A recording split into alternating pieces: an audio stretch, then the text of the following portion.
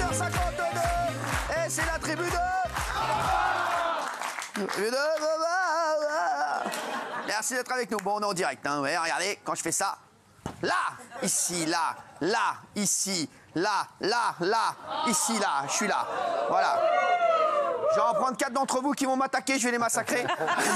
Merci d'être avec nous, les chéris. Il est 18h53, on est en direct, on est très agités, on est très heureux. Merci. Vous étiez très nombreux hier à nous suivre, bien entendu, les chéris. Journée de C8 incroyable, hein, journée de C8 encore devant TMC, devant France 5. 4.4 de la journée, un carton, C8 loin devant. Première chaîne TNT et même 5e chaîne nationale devant France 5. Merci à vous. Incroyable. Merci les filles. Merci les amours. Bon, aujourd'hui, hier, émission de fou.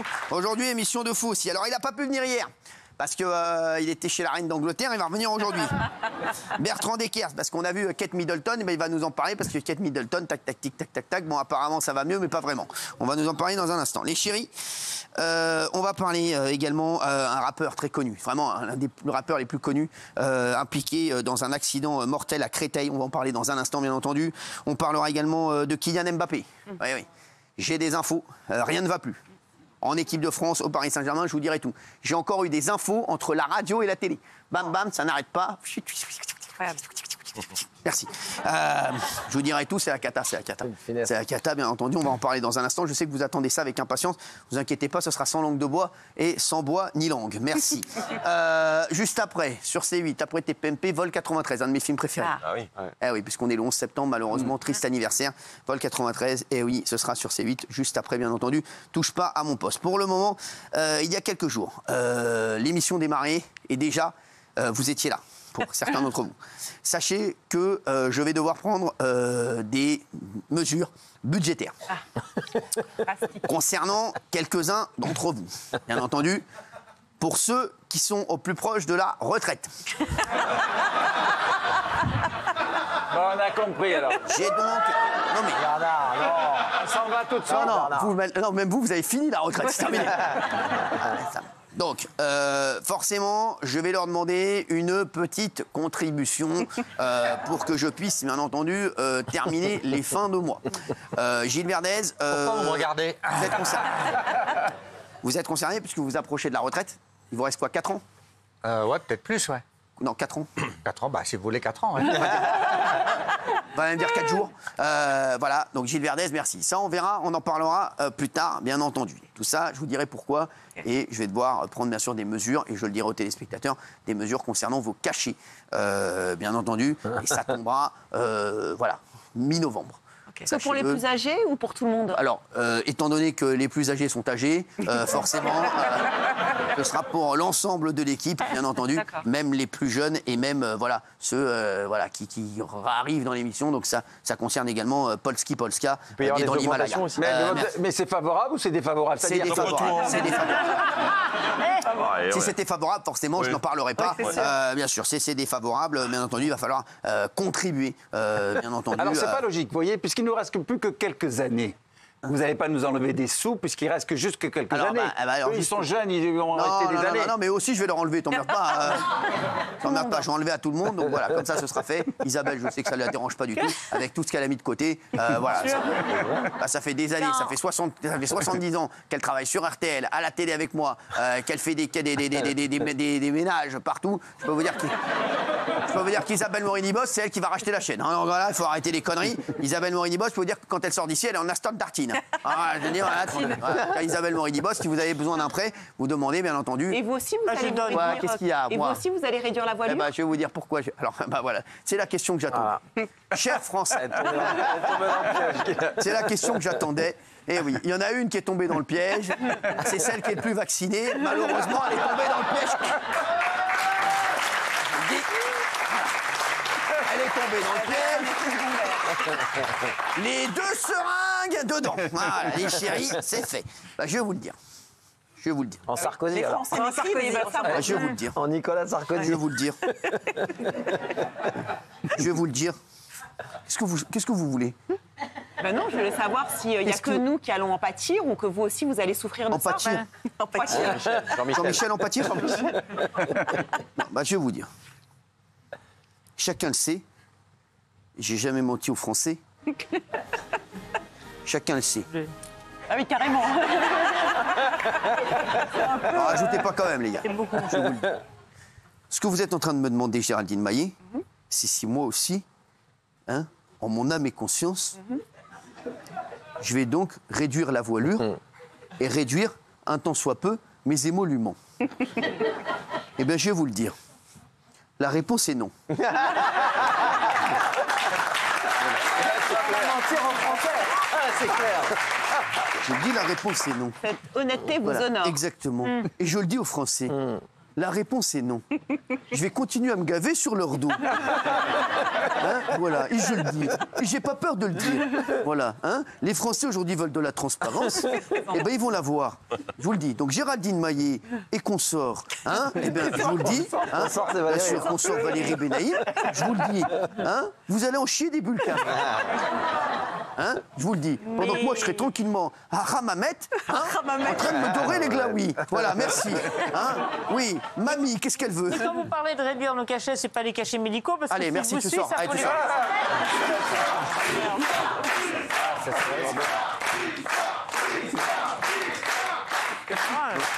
Et voilà. Si le Titanic était encore là, ce serait elle. Merci. Oh les menaces. Oh les menaces. C'est sympa. C'est très intelligent. C'est pas parce que t'as levé ta jambe que tu peux rester. Hein.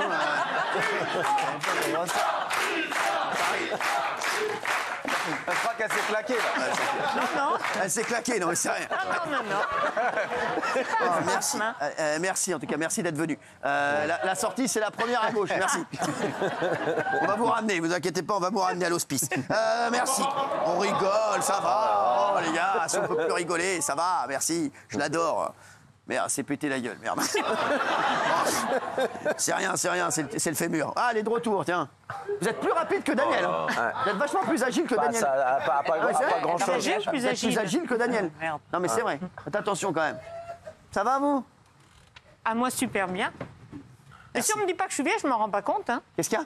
Si on me dit pas que je suis vieille, Alors je m'en vous rends n'êtes pas du tout compte. vieille. Alors je peux vous dire, elle, non. sans rigoler, c'est un truc de fou. Ouais. Ah non mais elle peut quoi? Elle a une santé, mon frère. Elle nous enterrera tous. Hein. Ah mais je vous le dis, je les connais. Les trucs comme ça. Les trucs comme ça mange des jeux à longueur de journée. Je t'explique, non mais ça nous enterrera tous. Ah non mais je vous le dis. Ça, alors mais je te le dis, ça sera sur solide, RTL c'est le solide. matin. Bah, je l'ai bien connu, Bernard Montiel, malheureusement, sous le soleil. De sous le soleil à sous la terre, Bernard Montiel, merci. Terminé, au revoir, merci, rideau, hein, bien sûr. Voilà, Benaïm, du Tupperware dans le Tupperware, merci. Merci. Non mais Jean-Michel Maire, d'une quéquette raide à tout raide, merci. C'est un compliment. Polska, ça, c'est des épitaphes. Polska s'est transformé en de canoë à cercueil, merci. Parce que... Non mais ça va, arrêtez, vous êtes extrêmement en beauté aujourd'hui. Oui. Mais c'est vrai. Non, je parle à C'est vrai. Jean-Michel. Merci. C'est vrai.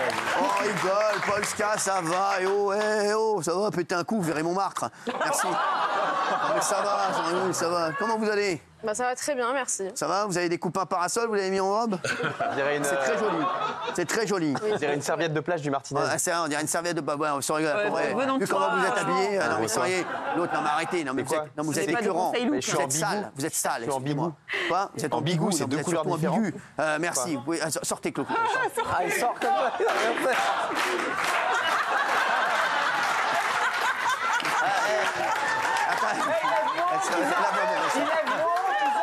Il a levé sa jambe à C'est le seul gars.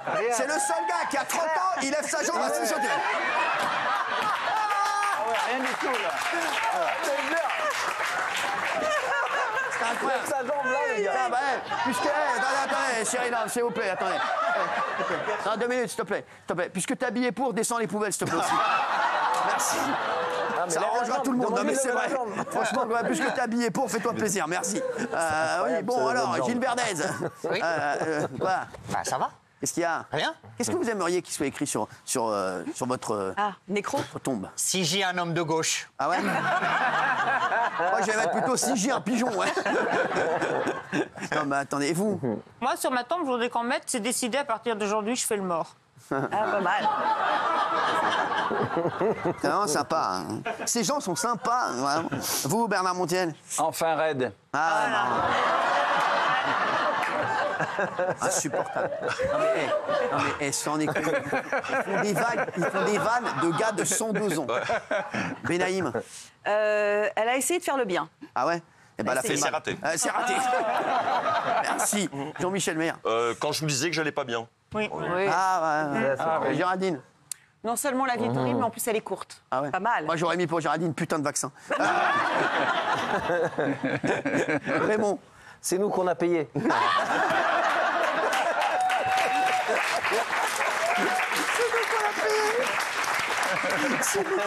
Et vous? Je voudrais une plaque en diamant avec Guigui, la grosse moula, repose en paix, ma gueule. On n'est pas en train de le perdre définitivement. De toute façon, dès qu'il fait une teinture, ça attaque le cerveau. C'est vrai. Non, mais c'est un truc de fou. Vous savez que c'est vrai. Polska. Moi, je mettrais « Je ne resterai pas, mais mes fesses le seront ». Non, c'est pas C'est vrai que le plastique, ça met 1000 ans à disparaître dans le sol. Oui, 400 Vous ans. comprenez ce que vous dites? Non, mais mine de rien, c'est vrai. Quoi, Ça c'est là? restera. Non, mais c'est vrai que écologique. vous, quand vous allez Je décéder. suis éternelle. Non, vos fesses, vous les allez les léguer à quelqu'un, à mon avis. Non, c'est vrai. Poubelle jaune, elles poubelle vont polluer. jaune. Poubelle jaune.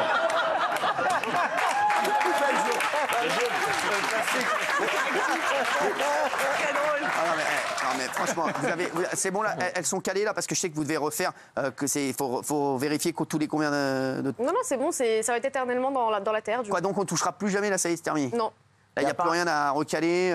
Non, pas un contrôle c'est bien en technique place. Il n'y a pas de contrôle technique, non. Non, je ne t'es ferai pas de sûr, contrôle hein technique, non. Non, il n'y a pas besoin, non, c'est rien, ça peut rouler des kilomètres ces conneries.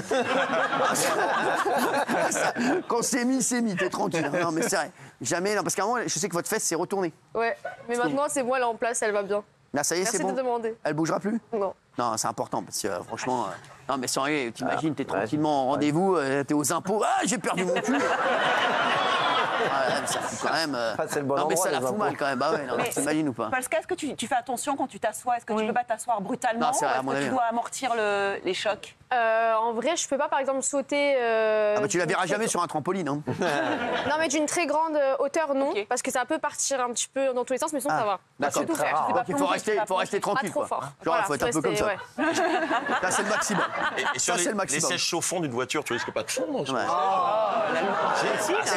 Un siège chauffant d'une voiture, je t'explique, c'est l'effet plastique avec du micro-ondes. Hein, ça. Je te le dis, la dernière fois qu'on a vu ça, je peux te dire que c'est. Ouais, Il y a des toilettes aussi cuvettes chauffantes. Ouais, je sais, ouais, merci. Ça va vous sinon? Ça Polska. Tous les inconvénients de cette C'est vrai opération. qu'il y a les toilettes avantages. japonaises. Oui. Ah, il y a Vous des toilettes aviez ça, vous, japonaises, non? alors je le dis aux jamais téléspectateurs, fait c'est les faire exceptionnel. marcher, Alors tu peux t'asseoir à n'importe quel, par n'importe quel temps. Il peut faire moins 12 dehors, la cuvette est chaude. Mais non. Ah non, mais sans rigoler. Et là, en fait, tu t'assois déjà, t'as le cul tout chaud, quoi. Ah non, mais sans rigoler. Ah mais c'est un Et truc. c'est agréable, hein. C'est un truc de fou. Il y a Alors, un jet d'eau, non? Tu fais ta petite Oui, truc, il y a un non, tu fais ton petit truc, et après t'as des jets d'eau qui arrivent de partout. Ah bah là, c'est la féerie des eaux. Là. Ah, c'est Versailles. c'est un truc de fou, là, c'est Versailles. Là. T'arrives, là, c'est un truc de fou. Essayé, moi. Ah non, mais c'est un truc de fou. Il n'y a pas un endroit dans Paris où on peut essayer ça? Non, mais Ah, bah, à la maison, j'en ai. Bien sûr. Par contre, c'est payant, hein, parce que c'est pas non plus n'importe quoi non plus. Non, mais voilà. Non, mais il y a une télécommande. Il y a une génial. télécommande avec le toilette. Non, C'est-à-dire ouais, que vous êtes comme ça, vous appuyez sur plein de boutons. Et... Non, mais des fois, ils te sortent des bails, quoi. La dernière fois, il y a une brosse qui est sortie. Les gars, prévenez quand même, là-haut. Prévenez quand même, ouais. Non, mais je viens d'arriver, c'est bon. Ah, mais il y a plusieurs options, en fait. Ah, bien sûr qu'il y a plusieurs options. T'appuies sur plein de boutons, il se passe des magnifique. trucs dans tes fesses, hein, je te le dis. Moi, la Il y a dernière fois. même des toilettes, on appuie sur un bouton, ça vous donne votre taux de cholestérol, etc. Il y a un petit bilan urinaire. Bien qui sûr, sort. ouais, c'est un truc de fou. Bah, il y a même la note, hein, tu prends. Ah, mais c'est vrai, un TPE et tout, un truc de fou. Merci. Vous avez des trucs à dire, Gilles Verdès, ça va? Très bien. Vous n'avez pas l'air en forme. Vous allez si. prendre un petit truc, on va lui donner un petit truc, une petite vitamine avant de revenir. Les chéris, dans un instant, il y aura mon coup de cœur. Restez avec nous. Il y a le coup de cœur de Bernard Montiel également. Eh oui. Bernard Montiel a un coup de cœur. Eh oui. C'est rare. Ouais. Par contre, voilà, il y en a un autre qui a un coup de gueule sur son coup de cœur. Je pense qu'il y a une chose, c'est défoncer ta gueule.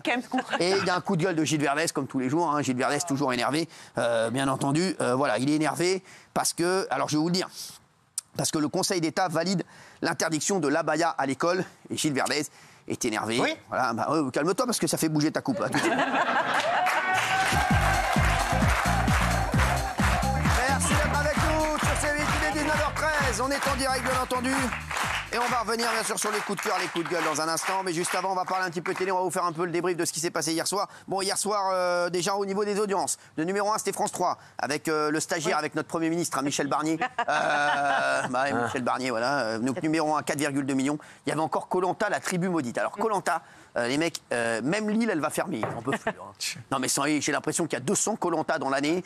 J'en peux plus. Moi, bah oui, c'est normal, 3 millions 100, bah oui. Koh-Lanta, il faut l'événementialiser. Excusez-moi les chéris. On n'en peut plus d'avoir du Koh-Lanta toutes les 2 semaines. On sait même plus qui y a. Non mais c'est vrai, mais j'ai même plus envie de manger de manioc. Non mais c'est... Je vous le dis, bah oui, je sais, oui, je le dis, bah oui, je le dis. Alors c'était le 3e épisode de Koh-Lanta, la tribu maudite. Ouais.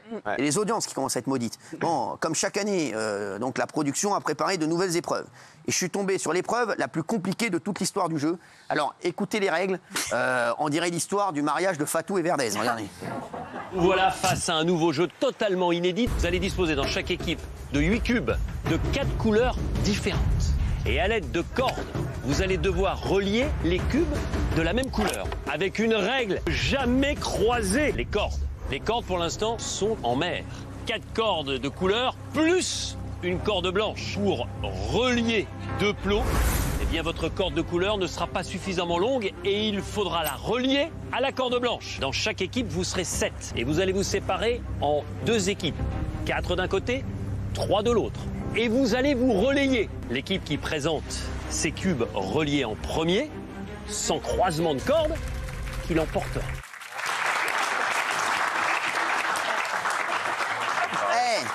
T'es sur Koh-Lanta, t'as pas mangé depuis 2 semaines. T'as la gueule en biais. Non mais il y a l'autre, et il y a Denis, très sympa, hein, Denis Brognard, qui te donne les règles, frère. T'as qu'une envie, tiens, écoute, laisse tomber là, vas-y.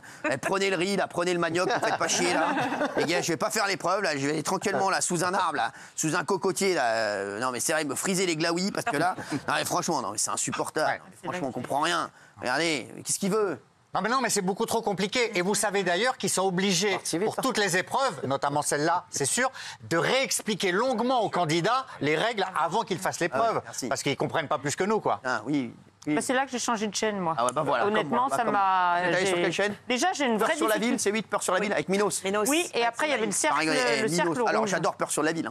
Hein. Mais je sais pas si vous l'avez vu hier, le film, c'est 8 Peur sur la ville, c'est un film avec Bébel. Frère, ils auraient quand même pu prendre un mec. Ah non, mais j'adore le mec, mais bon, le gars, franchement, le tueur, sans déconner. Il fait peur, hein. Frère, il a la coupe, c'est Mireille Mathieu. Franchement, arrêtez, sans déconner, les gars. Franchement, soyez sérieux. Il a des bottines comme ça. Comment tu veux t'embrouiller avec un mec quand t'as des bottines avec des talons comme ça? Pas possible. Non, mais sans déconner, je l'ai revu. Le blouson en cuir, il a le blouson en cuir de Fabrice Divisio d'hier.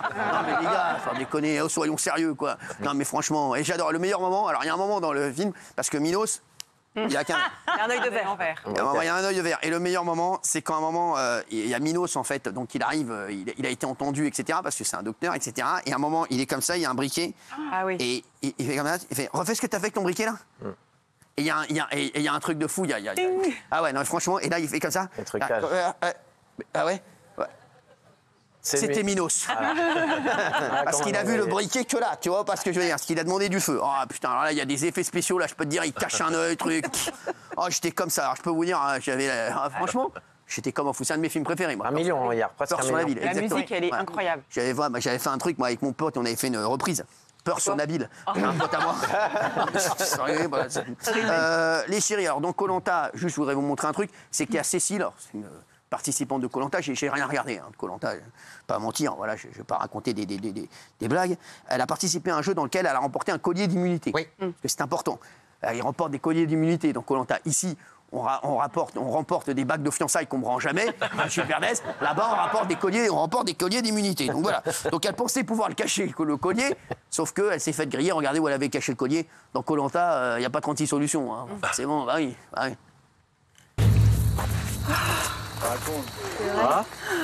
Ça va, ouais. Félicitations déjà, quand même. Ouais, bon, bah, voilà, je suis là. C'est un collier, c'est que c'est la règle du jeu. Ah bah non, ça serait trop beau. Déjà, je reviens, c'est déjà très bien. T'as pas le collier? Ah bah, le collier, il est pour celui qui sort de l'île. Hein. Non, un collier, c'est pour celui qui sort de l'île ou pour celui qui gagne, pour le vainqueur. Peu importe, ouais. Alors, je peux vous le dire. Bien, ouais. Allez, ça va. Vas-y, pense ton collier. On va y gratter un peu. Hein. Oublie mon prénom maintenant. Ça sent la mort, je trouve.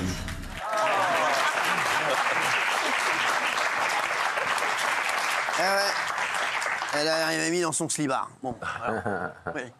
Non, mais je trouve que les épreuves sont pas au niveau cette année. Les candidats, oui, les épreuves pas au niveau. Ah ouais? Ouais. C'est pour ça que les scores sont pas bons, moi, l'épreuve avec la corde, franchement, c'est lénifiant. On s'ennuie. C'est trop compliqué. C'est lié au fait que c'est pas un événement. Non, mais on n'en peut plus, exactement. Il faut le laisser reposer 2-3 ans. Faut laisser reposer, bah oui. La Starac, ça a reposé 15 ans. Isabelle, Ça a elle est revenue en cartonné. pleine forme. Ah oui, je vous le dis, bah oui. Regardez, on l'a laissé reposer, elle a jamais été aussi en forme, elle est incroyable. Elle a perdu 10 piges, sans déconner. On dirait qu'elle a au moins, voilà, on dirait qu'elle a 40 piges. 10 piges, vous parlez pas financièrement? Allez. On doit tracer, on a des choses à faire.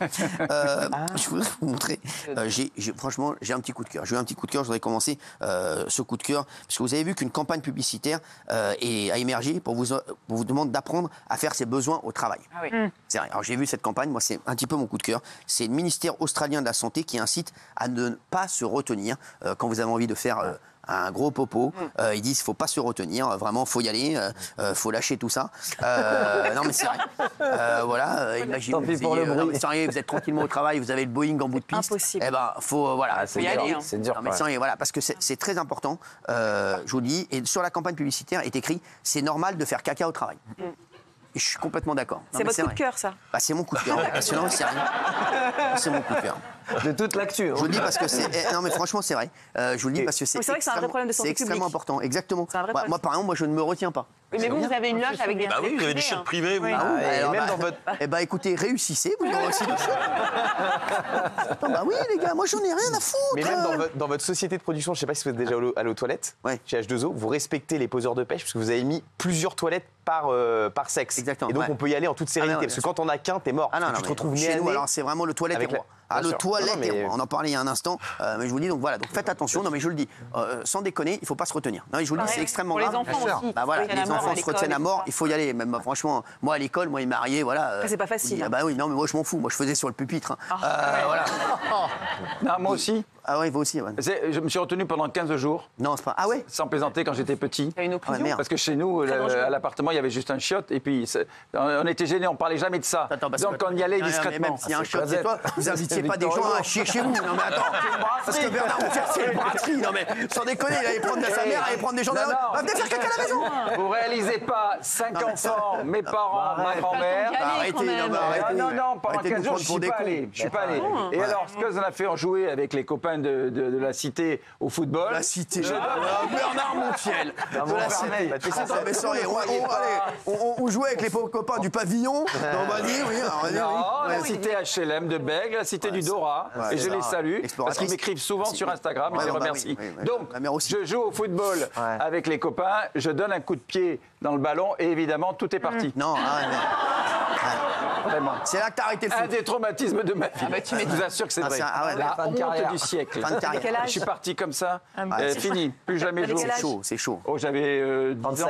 Ah non, mais moi, ça m'est arrivé plein de fois aussi. 56. Oui, vous aviez raconté. En voiture. Il m'est arrivé en voiture, bien sûr. En voiture. Je démarrais ma carrière.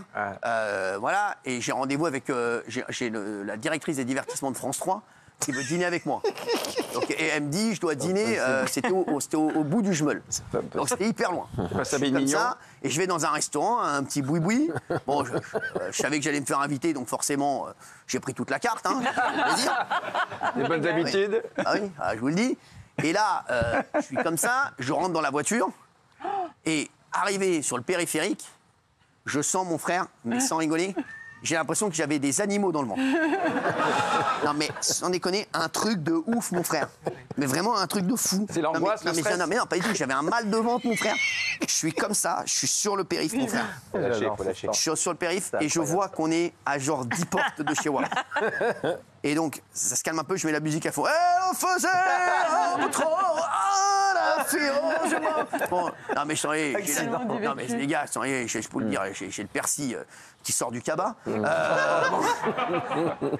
Et là, les gars, je vois qu'il me reste 5 portes. Et là, je dis, c'est impossible. Je dis, les mecs, je suis obligé. Les gars, voilà, ça part. Donc, je me suis chié dessus dans la voiture. Donc après, après tout va bien. Vous avez très chaud. Après, j'ai pris mon temps. Les sièges chauffants, ça, j'en avais pas à l'époque, mais là, je peux vous dire. Et c'était en Alcantara, je suis Alcantara, je peux vous dire. Et donc, je suis arrivé, vous savez ce que. Et donc, j'arrive. Et ma hantise, c'est de me faire arrêter. Oui, bah oui. Ah oui. Parce que tu te fais arrêter. Vos papiers. Vos papiers, s'il vous plaît. Non, j'ai pas de papiers. Par contre, si vous en avez, ça m'arrange. Bon, et donc, je suis arrivé. Je me suis pas fait arrêter. Je suis arrivé chez moi. Vous savez ce que j'ai fait? J'ai mis la voiture. J'ai enlevé toutes mes affaires. J'étais à poil dans la rue avec la merde au cul. Parce que j'ai pris toutes les affaires, je les ai mises dans une poubelle verte. Bah oui. Voilà, et je me baladais à poil dans la rue avec le caca dans les fesses. Je suis rentré chez moi, voilà, et après un drame, quoi. Voilà. Mais pourquoi vous n'avez pas roulé avec le cul sorti par la fenêtre en roulant? C'est très intéressant. Et non, je vais vous dire la vérité, c'est qu'après, j'ai dû donner la voiture à nettoyer. Eh oui. Mais comment expliquer au gars? Donc j'ai dit j'ai prêté la voiture à un pote, il a fait le con avec. Ah oui les mecs, il n'avait pas dit regarde, bien sûr. Bah oui forcément, bah oui. Tiens, le coup de gueule de Bernard Montiel. Alors. Non, coup de cœur. Ouais, coup de cœur, exactement. Ah si, tu redescends de 3 étages. Hein. Si on n'est pas à l'Élysée, hein. Je te le dis. Hein. Alors vas-y. Ah tiens, il y a Olive qui arrive parce qu'apparemment il n'est pas d'accord avec ton coup de cœur. Ça va Olive? Très bien. Merci, c'est nous qu'on paye. On y va. C'est gentil de l'avoir fait venir. Oui. Tu l'adores. Oui, il est très sympathique. Excuse-moi, on va s'endormir là. Je l'adore, j'ai dit oui, il est sympathique. C'est quoi ton coup de cœur là? Le coup de cœur, c'est Brigitte Macron que vous verrez demain dans la série Emily in Paris. Exactement. Et c'est également, bon, ça c'est la seule photo, parce qu'en fait, si vous suivez la série Emily in Paris, effectivement, elle fait des selfies un peu avec tout le monde, c'est un peu son truc. Et il se trouve qu'ils ont demandé à Madame Macron d'y participer, parce que la première fois, dans la première saison, il y avait juste la silhouette de dos jouée par une actrice. Et un jour, Darren Star, le producteur, qui produit également Beverly Hills, qui produit Melrose, Sex and the City et tout ça, et demandé de Madame Macron pourquoi pas. Et elles se sont rencontrées avec Lily Collins, parce que d'abord Madame Macron est amie avec son père, Phil Collins, quand même. C'est un grand musicien. Ah ben oui.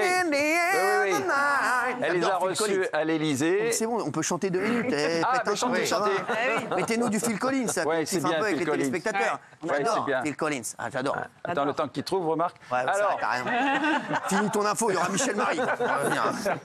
Donc, ils lui ont demandé, elle les a reçus, et comme elle-même, Lily Collins, est très impliquée dans les histoires d'harcèlement scolaire, elles se sont liées d'amitié, etc. Et elle a dit, je promets, un jour je passerai. Et c'est arrivé, et ça passe demain, dans la 4e saison. C'est un clin d'œil, elle n'a pas pris d'argent, bien sûr. C'est sympathique, à l'instar de Carla Bruni dans Midnight in Paris de Woody Allen et Michelle Obama. François Hollande dans La femme du boulanger. Et là, je vois pas où il peut y avoir une polémique, mon cher Olive. Merci, attends, ça va.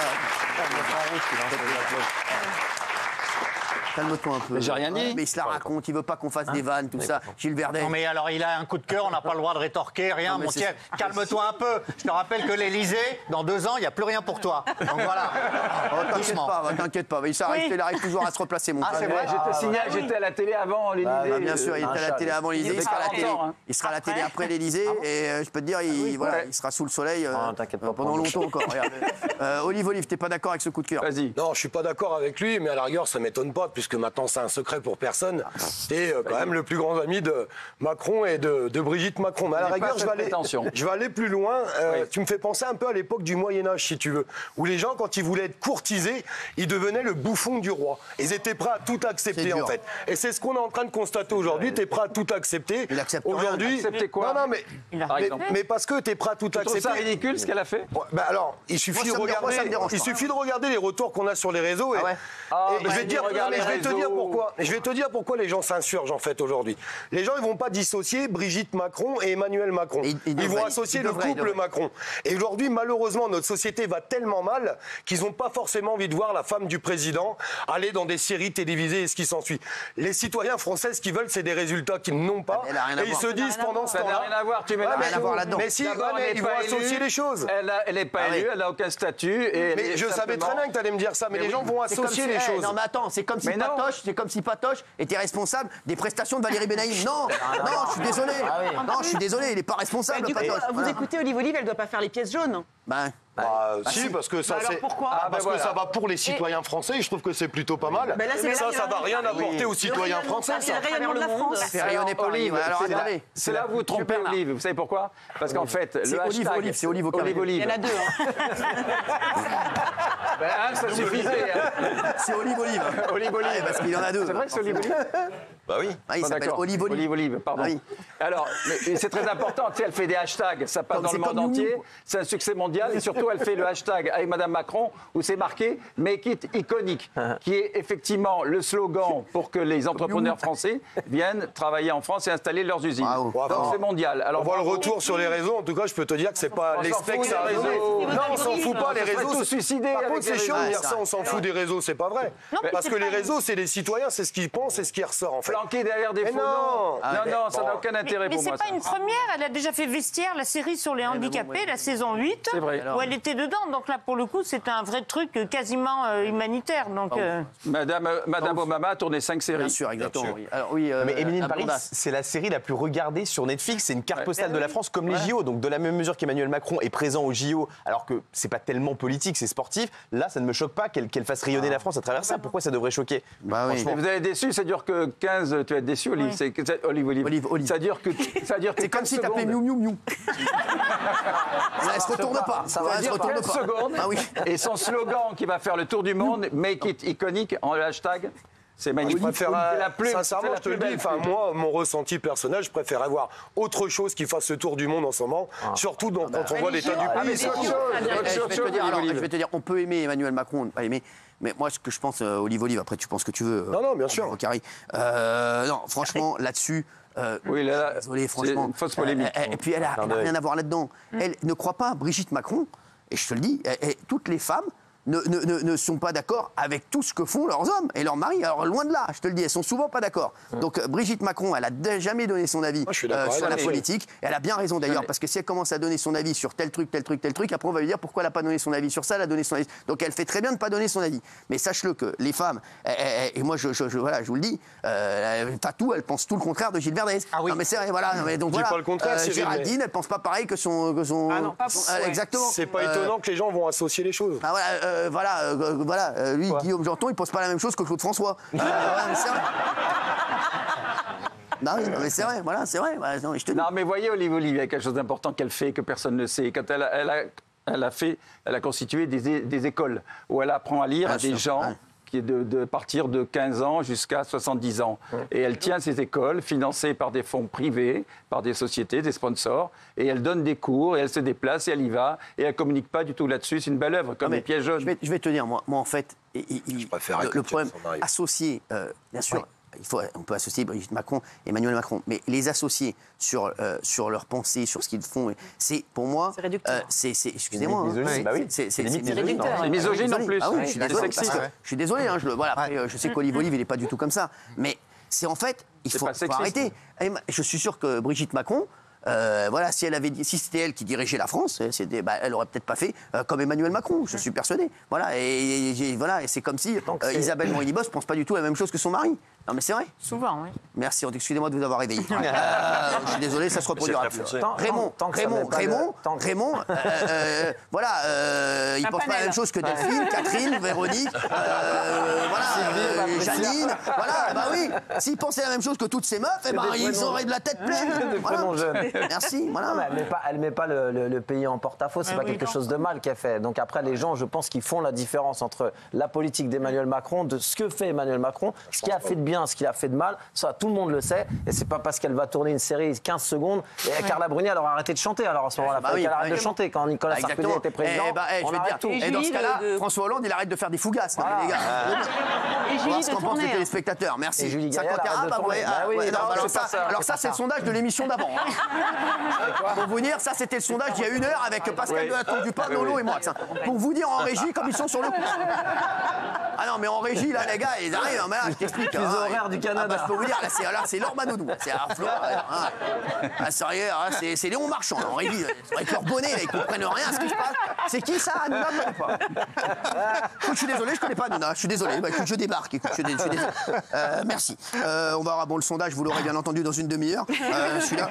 Donc restez avec nous si vous voulez avoir les résultats. Pour le moment, il y a un coup de gueule de Gilles Verdez. Oui, je suis très en colère. Olive, tu vas réagir là-dessus. Je suis très en colère contre le Conseil d'État. Alors, le rapporteur du Conseil d'État milite pour l'interdiction de l'abaya, c'est-à-dire qu'il rejette les recours qui avaient été formulés. On se souvient que Gabriel Attal, ministre de l'Éducation, avait interdit l'abaya, ce vêtement ample que certains considèrent comme religieux, pas moi, d'ailleurs ce n'est pas un vêtement religieux, et donc l'abaya avait été interdit. Il y avait eu des recours et le Conseil d'État, sans doute, va trancher pour l'interdiction.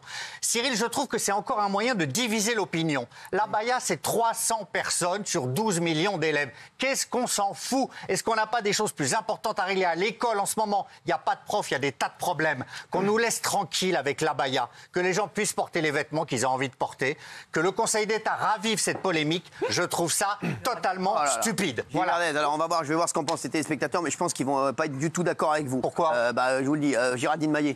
Non, je suis pas du tout d'accord avec toi. Bien Gilles. sûr. Oui. Pour moi, Gilles, tu es en fait l'idiot utile de l'extrémisme et du radicalisme.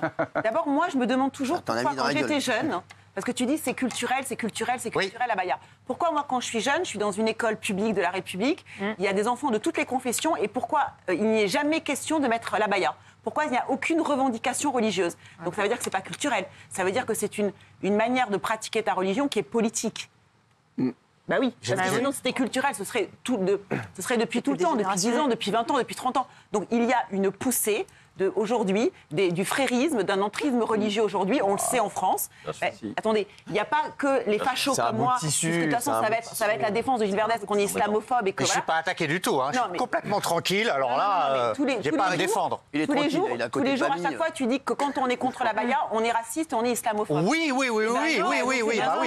voilà, et tu mets des cibles sur le dos. Il y a les plus grands intellectuels aujourd'hui, et des gens de gauche, comme Davé et L'Homme, par exemple, qui sont des journalistes du Monde, qui ont parlé justement de l'entrisme religieux aujourd'hui dans les quartiers, les territoires perdus de la République, dans les écoles publiques, dans le sport. C'est une réalité. Donc c'est peut-être 300 personnes, c'est peut-être 300 jeunes femmes, mais malgré tout, il faut absolument statuer, il faut que la France reste très fort sur ses valeurs de laïcité, de liberté, d'égalité et d'égalité homme-femme. Mais est-ce que tu te sens...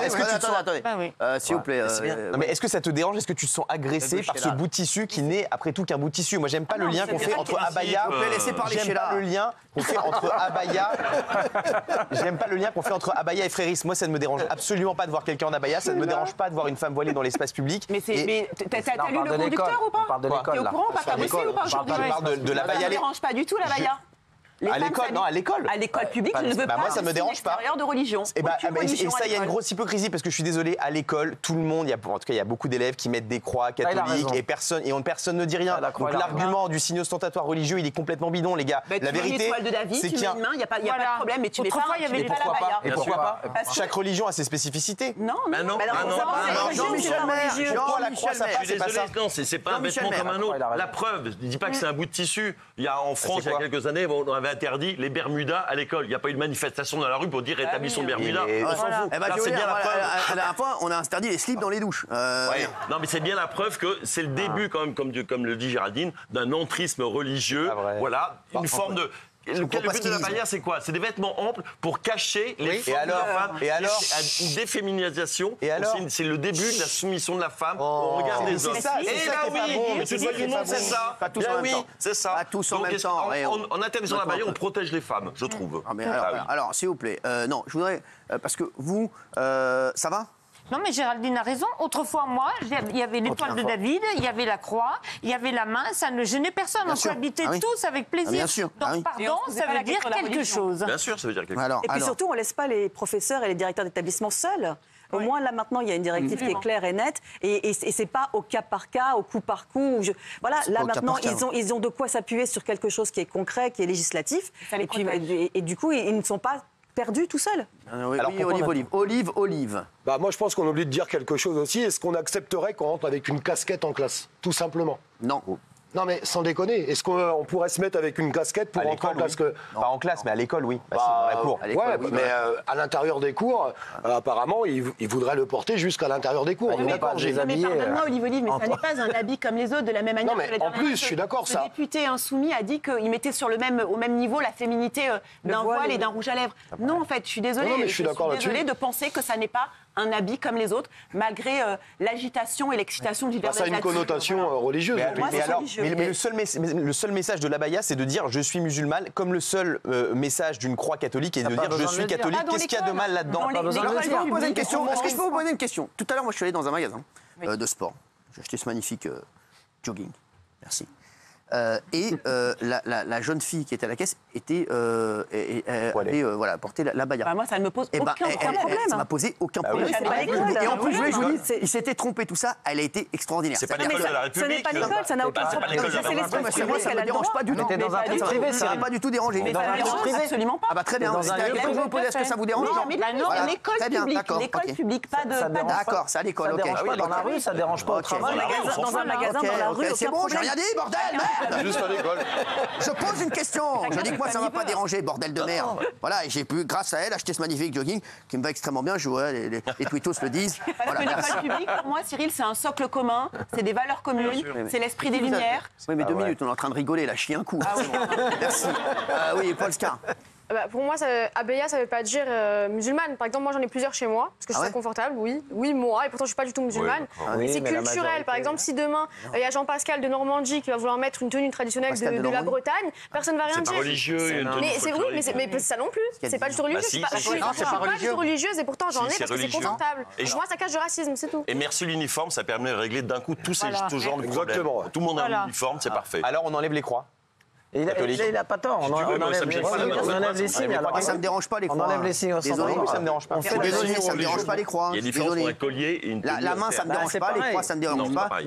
La baguette le rail, ça ne me dérange pas. Ça ne me dérange pas, c'est dit. Franchement, ça, c'est pas dérangeant. Après, les mecs, c'est ça le problème. Après, si tu commences à partir là-dedans, non, mais c'est insupportable. Après, tu as. Moi, ça me rend fou. Est-ce que ça dérange quelqu'un, une personne qui a une croix? Je suis désolé, non, ça dérange personne. Et c'est pas vrai que l'école est neutre de religion. Moi, j'étais dans une école publique et j'avais des cours de catéchisme quand j'étais petit. Donc, votre coiffure me dérange beaucoup plus que quelqu'un qui la religion, elle est présente dans certaines écoles. C'était pas obligatoire du pays. Mais d'accord, mais si tu donnais des cours d'islam dans l'école publique, ça choquerait tout le monde. Donc c'est deux poids deux mesures. Pourquoi les présentes les croix? Parce que excuse-moi de te dire que l'Europe c'est une terre chrétienne. Mais très bien. Mais voilà, c'est tout. Donc c'est pas choquant. Il y a des musulmans en France, il faut les respecter, c'est tout. Non, pas en disant on met une croix et pas à la baya. Je suis désolé. Alors c'est pas. On n'a pas du tout dans l'école. Non mais dans l'école, je suis désolé. Excusez-moi. Là, les mecs, là, voilà, j'ai confondu il y a 2 secondes. Mais là, les mecs, c'est pas pareil une croix dans une école que la baya. Je suis désolé. Excusez-moi. Non, mais je suis désolé. Bah non, je suis désolé. Une croix. Un objet comme ça, une tenue entière. Exactement. C'est pas pareil. Je suis désolé. Vous allez mesurer maintenant l'objet. Une main de Fatma que je porte moi. Ça n'a rien à voir. Je porte le rail, les mains de Fatma. J'ai tout. Moi, j'ai même j'ai même une croix. Enfin, pas ici. Non, c'est vrai. Moi, la croix, ça me dérange pas. Tout ça, ça me dérange pas. La baya à l'école, on peut comprendre que ça les dérange. Je suis désolé. Et pourquoi ça les dérange? Il n'y a aucun prosélytisme, par exemple. C'est juste dire je suis musulmane. Je sais, mais en fait, c'est pas. Et on le sait qu'elles sont musulmanes, elles le disent, donc c'est hypocrite de. Voilà, oui, est-ce une bonne chose? Voilà, oui, à 92%. D'habitude, Gilles est à 9%. Ouais, c'est vrai. Gilles Verdez, et là, vous avez encore baissé. Gilles Verdez est le génie des Carpates. C'est parce que Guillaume a parlé, ça fait baisser 3%. Non, t'emmerdes pas, je crois que c'est toi. Merci. Allez, on se retrouve dans un instant. Les chéris.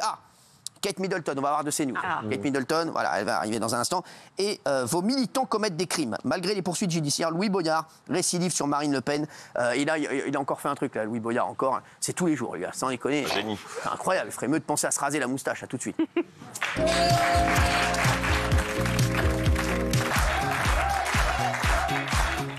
Bonsoir à tous, merci d'être avec nous. Emmanuel, on touche pas à mot.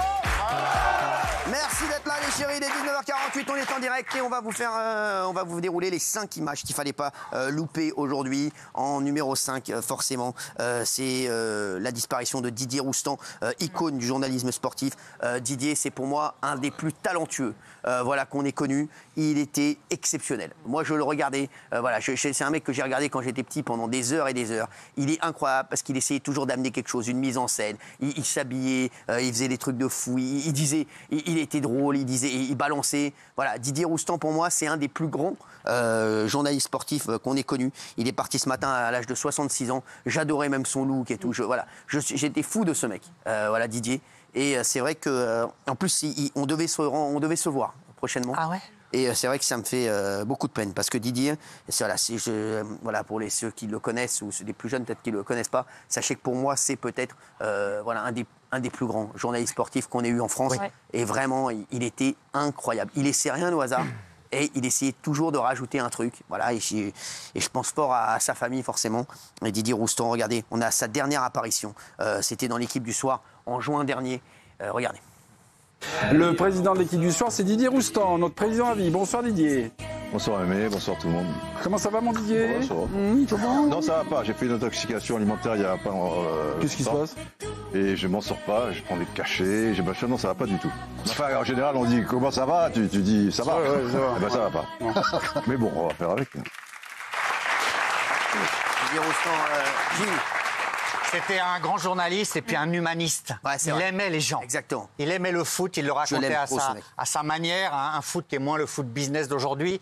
Mais voilà, c'est quelqu'un qui était hyper attachant parce que il racontait des histoires, il avait du cœur, il était émouvant et il essayait toujours de trouver l'humain derrière le match de foot. Voilà. Rappelons que c'était une grande voix de téléfoot, de Canal, de l'équipe du soir dont il était président à vie. Donc voilà, c'est quelqu'un d'hyper attachant. Voilà, c'est bouleversant.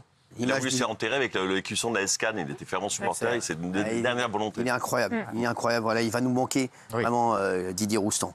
On va passer à la 4e image du jour. Il y a 23 ans, jour pour jour, les États-Unis ont été frappés par 4 attentats. D'ailleurs, ce soir, il y aura vol 93 sur C8, juste après.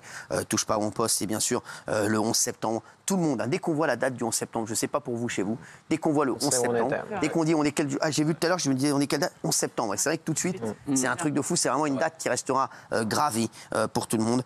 Et voilà, souvenez-vous, il est 8h46 et le monde, ça a été... Le monde a basculé ce jour-là. C'est un truc de fou.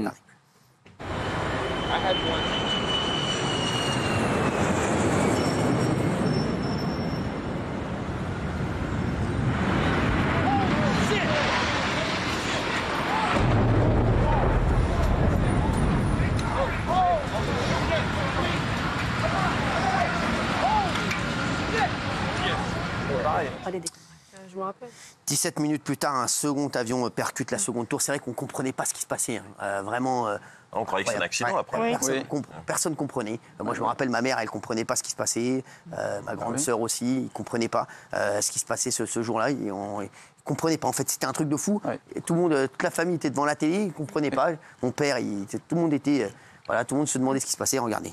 Deuxième Now we've gotten a look at least 3 sides of tower number 1, and that is the only building. It's exploding right now, Tommy. We're seeing another Apparently, plane. that was another plane. We have a witness who we just spoke to a moment ago. We're hearing from Carl Tendler. Alors, et quelques minutes plus tard, les tours vont s'effondrer à quelques minutes l'une de l'autre. D'abord la tour sud, puis la tour nord. Et la vidéo qu'on va voir, elle a fait le buzz cet été parce qu'elle a été publiée 23 ans après l'attentat, Gilles Verdet. Oui, absolument. En fait, elle a été publiée par celui qui l'a filmée pour un devoir de partage et de mémoire. Oui. Mais c'est une vidéo qui est apparue 23 ans après. Et la mémoire est extrêmement importante, Cyril. Pourquoi l'enquête n'est pas encore terminée? C'est fou. Le cerveau, là, il a négocié sa peine cet été aux États-Unis. Et sur les morts du World Trade Center, il y a eu 2753 morts juste dans le World Trade Center. Seuls 1650 sont identifiés. Donc la mémoire, elle est très importante. Il faut continuer à en parler. Regardez.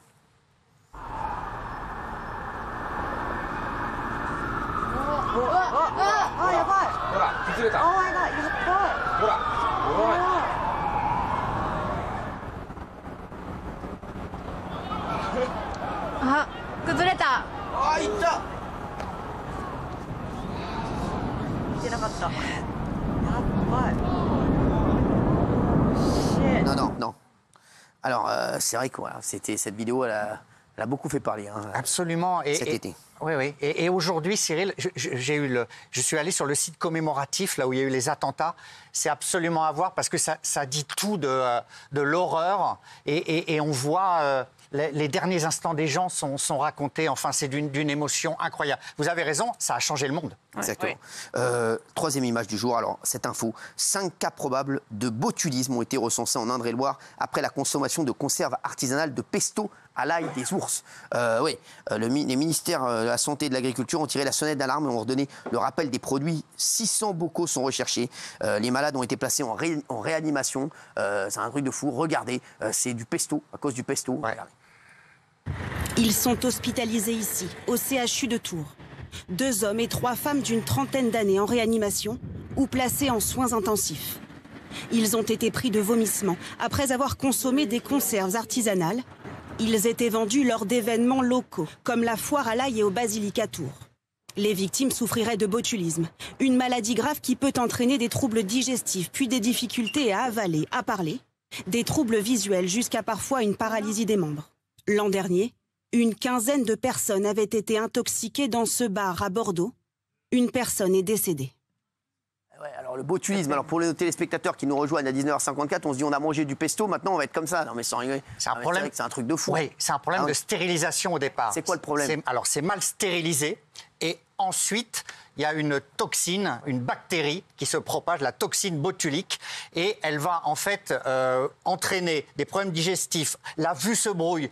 La sécheresse quand on avale, on a des problèmes d'élocution. Et dans ces cas-là, si on a ces symptômes, il faut tout de suite consulter parce que ça peut être mortel si on ne soigne pas. On a des problèmes respiratoires, il faut être ventilé pour s'en sortir. Et là, les 5 personnes sont en réanimation. L'Institut Pasteur a fait des expertises pour savoir d'où ça vient exactement. Mais vous avez raison, il y a 600 bocaux qui ont été vendus, qui se promènent. Donc l'alerte est tout de suite donnée pour que ces bocaux soient détruits, évidemment. Oui. Les médecins mettent toujours en garde justement contre les préparations artisanales parce que c'est la mode du fait touchez-vous, stérilisez. Et en fait, il y a énormément d'accidents de stérilisation, justement. Pour les téléspectateurs qui nous rejoignent à 19h55, on entend de plus en plus les pizzas, le pesto. T'achètes un truc, maintenant tu te dis, t'as toujours peur qu'il t'arrive un truc. Toujours peur. Et ici, on parle souvent d'accidents industriels, mais là, c'est un producteur local. Et le problème, effectivement, c'est que la stérilisation, quand elle n'est pas contrôlée, quand elle est mal faite, alors le producteur s'excuse, il est désespéré, mais parfois tous les protocoles ne sont pas respectés et ça peut être dramatique. Hein. Alors là, apparemment, quand ils ont ouvert, ils ont senti une forte odeur. Donc voilà, dans ces cas-là, il faut surtout, c'est un conseil à donner, quand on ouvre un aliment, ça paraît évident, mais parfois on ouvre un aliment, ça sent pas bon, on se dit je vais le manger quand même. Non, parce qu'il peut y avoir une toxine botulique. Non, mais ça sent fort, hein, d'office, hein, le basilic comme ça, le pesto. C'est ça, ouais, c'est très fort. Hein. Ouais. Non, mais là, ça sentait mauvais. D'où la phrase, le pesto, c'est parce que ça empeste. T'as la ref? Bravo. Qu'est-ce qu'il y a? Je me demande s'il a la ref. Non, il n'a pas la ref. Merci. La deuxième image du jour, alors là, on vous en a parlé. Anne Hidalgo a annoncé que le périphérique passerait bien à 50 km/h et plus à 70 km/h à partir du 1er octobre. À chaque fois qu'Anne Hidalgo parle, on a les fesses qui se serrent parce qu'on se dit qu'est-ce qu'elle va nous sortir encore. Et là, cette décision, elle est au cœur des débats depuis quelques jours. Et Valérie Pécresse, merci à Valérie Pécresse. Je lui redis merci et bravo Valérie Pécresse qui a passé un très gros coup de gueule. Elle a demandé à la municipalité de renoncer au projet, au profit de la pose d'enrobés phoniques neufs qu'elle juge plus efficace pour réduire les nuisances sonores et qu'elle est prête à financer pour moitié. C'est ce qu'avait dit d'ailleurs Raymond. Vous avez eu la même idée que Valérie Pécresse, pour vous dire. Vous avez eu et Hautemann aussi qui était là. Il y avait Hautemann, exactement, qui le disait. Exactement, oui, on s'en rappelle, il était là. Oui, il était là. Merci. Oui, il y avait Bernard Montiel, il était là. Il était là, exactement. Il y a personne. Alors Valérie Pécresse, elle a poussé un coup de gueule. J'aimerais que Gilles Verder ouvre ses esgourdes et regardez ça et vous allez comprendre. Ça, c'est une leçon, ça, parce que Valérie Pécresse, merci à elle, parce qu'on entend tellement d'inepties. Avec votre amie, c'est quand même incroyable. 50 km/h 1er octobre. Elle fait ce qu'elle veut. Alors elle peut dire demain, on doit tous être en trottinette. C'est elle la responsable. Quand vous êtes responsable. Écoutez, vous êtes responsable du chaos sur ce plateau. Merci. Ce n'est pas les travailleurs de la journée qu'on va gêner avec cette baisse de la vitesse. C'est les travailleurs de la nuit, les travailleurs en horaire décalé, les travailleurs les plus modestes, ceux qui n'ont pas le choix et qui doivent prendre la voiture. Alors oui, c'est une mesure antisociale. Ces travailleurs de la nuit, pour la très très grande majorité d'entre eux, ils ne sont pas parisiens, ils n'habitent pas Paris, ils habitent la banlieue parce qu'ils ne peuvent pas se loger dans Paris. Alors oui, évidemment, la ville de Paris s'en moque et elle se moque aussi des riverains du périphérique à qui elle refuse de donner les enrobés phoniques qui leur diviseraient par 5 le bruit qu'ils entendent toutes les nuits.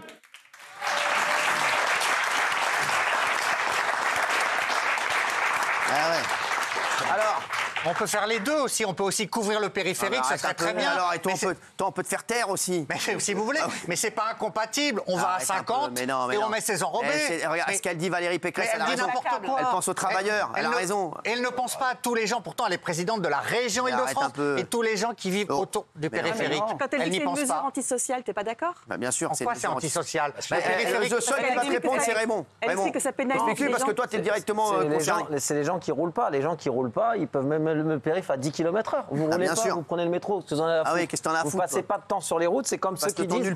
Comme un écolo, je vais te donner un exemple. Les écolos, qu'est-ce qu'ils disent? C'est bien les dodanes.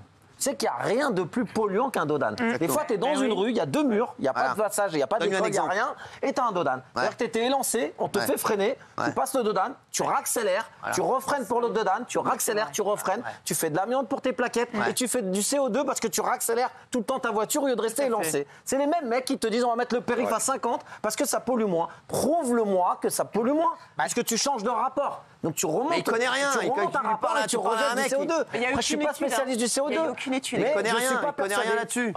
Ou alors tu m'enlèves les radars la nuit. Parfois sur quelques sujets, faites l'impasse, Gilles Verdès, quand vous y connaissez, quand vous n'y connaissez rien. Faites l'impasse parfois. N'essayez pas.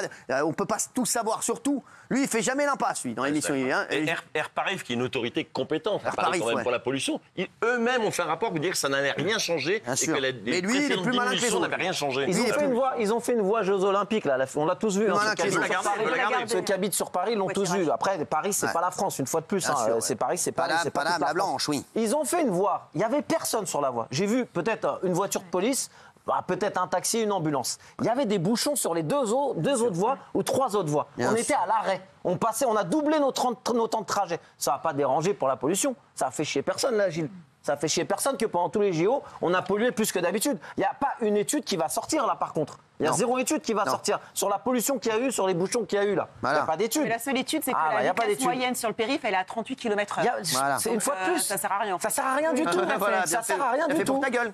C'est dangereux juste pour la nuit et ça fait chier le monde juste pour la nuit. Ça va faire chier la nuit. Tu ne peux pas rouler à 50, là. Il faut le dire aux gens. Il faut le dire aux gens qui ne sont pas sur Paris. Tu ne roules pas sur le périph' à 50 km/h de 7h du matin jusqu'à 21h. Tu vas taper une pointe à 70, tu vas te faire plaisir et après tu vas te freiner. Ah non, mais moi je suis entièrement d'accord avec ce qu'il vient de dire Raymond et je pense qu'en termes de pollution, on explique toujours que quand on est en sous-régime, on pollue plus. Bien sûr. Donc ça me paraît complètement débile et la nuit, ça va emmerder les gens qui pourraient rouler un petit peu plus. De quoi? Ce que dit Gilles Verdès, t'en penses quoi? Comme d'habitude, c'est complètement stupide, mais j'ai l'impression qu'il aime bien aller à l'encontre en fait, des choses logiques au quotidien. À l'encontre de vous, oui. Non, c'est vrai qu'il a raison de dire ça. Excuse-moi, Gilles, chaque fois qu'il y a des choses... on va encore avoir un sondage avec 98% des gens qui vont être d'accord et 2% pas d'accord. Mais vous n'êtes pas maire de Paris, c'est pas moi qui ai dit à 50, c'est la maire de Paris. T'es maire de rien du tout et t'es dans la spirale de l'échec. Donc merci. Mais si la maire de Paris fait ça, vous croyez que c'est stupide? La maire de Paris, t'as vu tout ce qu'elle a fait, la maire de Paris? La maire de Paris, elle privilégie les rats aux humains, donc arrête un peu. Elle a changé la ville. Quand t'es un rat, t'es heureux à Paris, ça c'est sûr. Gilles Verdès. La mets au défi. Moi, je la mets au défi. Gilles Verdès, une phrase, une connerie. Le but d'un maire, quand même, c'est de faire plaisir aux habitants. Une connerie. Comment t'expliques que les Parisiens se cassent de Paris? Il a calé, lui, par exemple. Comment t'expliques que les Parisiens... Comment vous expliquez qu'elle soit réélue à chaque fois? Ça, c'est un mystère. C'est un mystère. Mais comment t'expliques... Magouille. Que les Parisiens... Magouille. Oui, Comment t'expliques que les Parisiens... C'est le mode de scrutin. D'accord. Oui. Mais arrêtez. Mais vous savez quoi, Gilles Verdès, vous dégoûtez tout le monde. Ouais, il dégoûte tout le monde. Il dégoûte tout le monde. Gilles, tu fais de l'idéologie, on est d'accord que tu es d'accord parce que Anne Hidalgo est de gauche. Il y a une virgule, on dirait qu'il a une Nike sur la tête. Excusez-moi, vous êtes plus intelligente que la maire de Paris, mais ça serait quand même. Ça, je te dis que oui. Attends, Gilles Verdès, je te dis que oui, mais certainement pas. T'es qui pour parler comme ça, Géraldine Maillet? Géraldine Maillet, tu sais ce que c'est, Géraldine Maillet? C'est plus de 150 bouquins. Géraldine Maillet, c'est plus de 225 vaccins. Géraldine Maillet, c'est plus de 290 réalisations. Donc tu parles pas comme ça, Géraldine Maillet. Géraldine Maillet est certainement plus intelligent que tous les gens que tu voilà. Est-ce que je peux répondre à Raymond? T'arrêtes pas de répondre. Attends 2 secondes. C'est parce que Valérie Pécresse est une femme de droite et elle s'occupe des plus précaires. Et Anne Hidalgo est une femme de gauche et elle s'occupe des nantis et des favorisés qui vivent intramuros et qui roulent pas. Non, moi je suis pour réduire la vitesse, donc je suis en phase avec ce que tu sais ce que tu es, toi? T'es pour réduire la vie. Tu nous fais chier, en fait. Tu nous emmerdes. Non, mais franchement, on l'adore, mais il nous fait chier. Si t'écoutes Gilles Verdès, tu as une vie de merde. Je suis désolé. Excuse-moi, t'écoutes Gilles Verdès, tu n'as qu'une envie, c'est de t'ouvrir les veines. Je suis désolé. Voilà, c'est vrai. Oui, je le dis, les gars, il est chiant pour tout. Non, mais il est chiant, en fait, Raymond. Je peux lui répondre à Raymond? Vas-y, réponds-moi. Parce que Raymond... Non mais Raymond, les dodanes... Un renard argenté. Les dodanes, c'est... Je peux répondre aux dodanes à Raymond. Non mais il parle des dodanes, il sait même pas ce que c'est. Raymond... Gilles Verdès, la méchanceté, le mépris. On va l'appeler le M&M's. Non, mais voilà. Non, mais sans Raymond, je peux te dire, il connaît bien plus la victoire. Il connaît bien plus la victoire. C'était 10 portes d'affilée. J'ai pas parlé de la vie, j'ai parlé des dodanes. Il connaît mieux les dodanes. Mais écoute-moi, pourquoi... Non, mais Excuse-moi, pourquoi tu parles de ce que tu connais pas? Mais les dodanes, je connais. C'est comme si Bernard Montiel parlait de sexe. Ah oui. Non, mais franchement, non, mais c'est vrai. Bernard Montiel parlait de sexe. Non, mais attends, c'est vrai. Je connais pas. C'est frotter 3 fois le cul sur du sable, voilà, avec une actrice, c'est tout. Mais il connaît rien. Toi, tu n'as jamais conduit de ta vie. Non mais c'est vrai, tu n'as jamais conduit de ta vie. Il conduit. Non mais arrête un peu. À Deauville, il revient. Non mais il va faire le canard avec sa meuf et il revient. Je suis jamais allé à Deauville depuis 25 ans. Tu roules pas plus que moi. Mais tu roules pas. Est-ce que tu prends la voiture? 80 000 par an, moi. Tu roules pas rouler plus que moi. Oui, on a une voiture. Arrête un peu. Je vous l'ai dit qu'on avait une voiture. Parce que tu te pavanes en voiture. Non mais dans la voiture, non, elle est défoncée de partout. Si t'as une voiture, c'est ce que tu fais. Tu mets l'ordinateur de bord. À chaque fois que tu freines devant une dodane, tu regardes si t'as une ordinateur sur 3008. C'est à côté de l'essuie-glace. Si tu connaissais, toi. Si tu connaissais mieux que moi. À côté de ton essuie-glace, à chaque fois que tu passes sur une dodane, tu regardes ta consommation. Tu vas être à 40-50 litres. Ça m'évite de tuer des gens qu'il y a des dodanes, vraiment. Et ça, vous en foutez? Devant une école, oui. Partout. Devant une zone à 30, oui. Mais des fois, il y a des grandes routes, il y a des dodanes, on ne sait pas pourquoi. Oui, pour ralentir parce qu'il y a des accidents. Tu connais rien là. Ça fait plaisir à tout le monde. Mets ta consommation instantanée, tu vas voir, tu montes à 50 litres au 100, 40 litres au 100. C'est comme si tu demandais à Isabelle de parler d'Ibiza. Non mais sans déconner. Mais moi, je leur en veux pas aux gens comme ça. Tu mettrais des dodanes sur le périph', ce débile là. Attention, pas de méchanceté. Non, pas de méchanceté. Pas de méchanceté. Là où il a raison, c'est qu'il a dit qu'Hidalgo avait changé Paris. Ça, c'est vrai qu'elle l'a complètement dénaturé. Delanoë a changé Paris. Delanoë a fait du bien à Paris. Moi, je l'ai vu le changement de Paris. Avec les couloirs de bus, les emplacements livraison. Delanoë a fait du bien. Elle a démoli tout ce que Delanoë a fait. Et pourtant, Delanoë, je n'ai pas plus que ça. Mais ce qu'il a fait Delanoë à Paris, c'était incroyable. On n'y croyait pas au couloir de bus. C'était incroyable. Les places livraison, c'est incroyable. Zone piétonne. Mais elle est en train de tout déglinguer. Pourquoi après vous êtes là? Je vais vous emmener dans ma voiture, vous verrez si je conduis pas. Arrêtez un peu, vous dites toute la journée que vous prenez le métro, donc vous êtes un menteur. J'ai toujours dit qu'on avait une voiture, je l'ai dit ici. Oui, non, mais vous dites que vous prenez jamais la voiture, que vous êtes tout le temps dans le métro, vrai ou pas? Gilles Verdez, vous avez dit le 24 janvier 2011. Non mais Gilles Verdez, vous avez même dit que j'aimerais en changer. Arrêtez, moi sale mytho, vous prenez tout le temps le métro, tu le dis tout le temps. Mais je prends le métro tout le temps, mais on a une. Je vais pas vous dire que j'ai pas de voiture, on en a une. Non, mais pas sûr, parce que tu roules sur l'or, donc tu peux avoir une voiture et pas prendre le métro. Faudrait que je la change. C'est une 3008 qui date un peu. On s'en fout. Ah bon, bah vous me demandez. Je vous dis, il fait de la pub en plus, parce qu'il en veut une nouvelle. Non mais franchement. Renault, Skoda, tout ce que vous voulez. Merci, alors. C'est dur à vendre ce qu'il a. Quoi? C'est quoi ton truc? Quel truc? Moi qui connais. C'est qu'il dit n'importe quoi. Mais Cyril, pas n'importe quoi. Raymond, il conduit toute la journée. C'est comme si tu demandes à Jean-Michel. Sur les dodanes. Quoi? Vous m'avez compris. Vous m'avez compris. Non mais sans déconner, il connaît mieux que toi. Non, ça pollue, Gilles. Croyez pas. C'est dangereux, c'est pour ça qu'il y a des dodanes.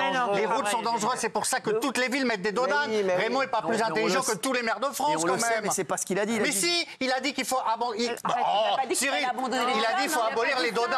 Il a dit qu'il y avait des endroits où c'était nécessaire et d'autres où c'était Quelle mauvaise foi. Il est envisagé d'en retirer la moitié. Et pourquoi? Parce qu'ils sont illégaux. Voilà, parce qu'ils la première ils sont pas légaux. La mauvaise foi LFiste de Gilles Verdez.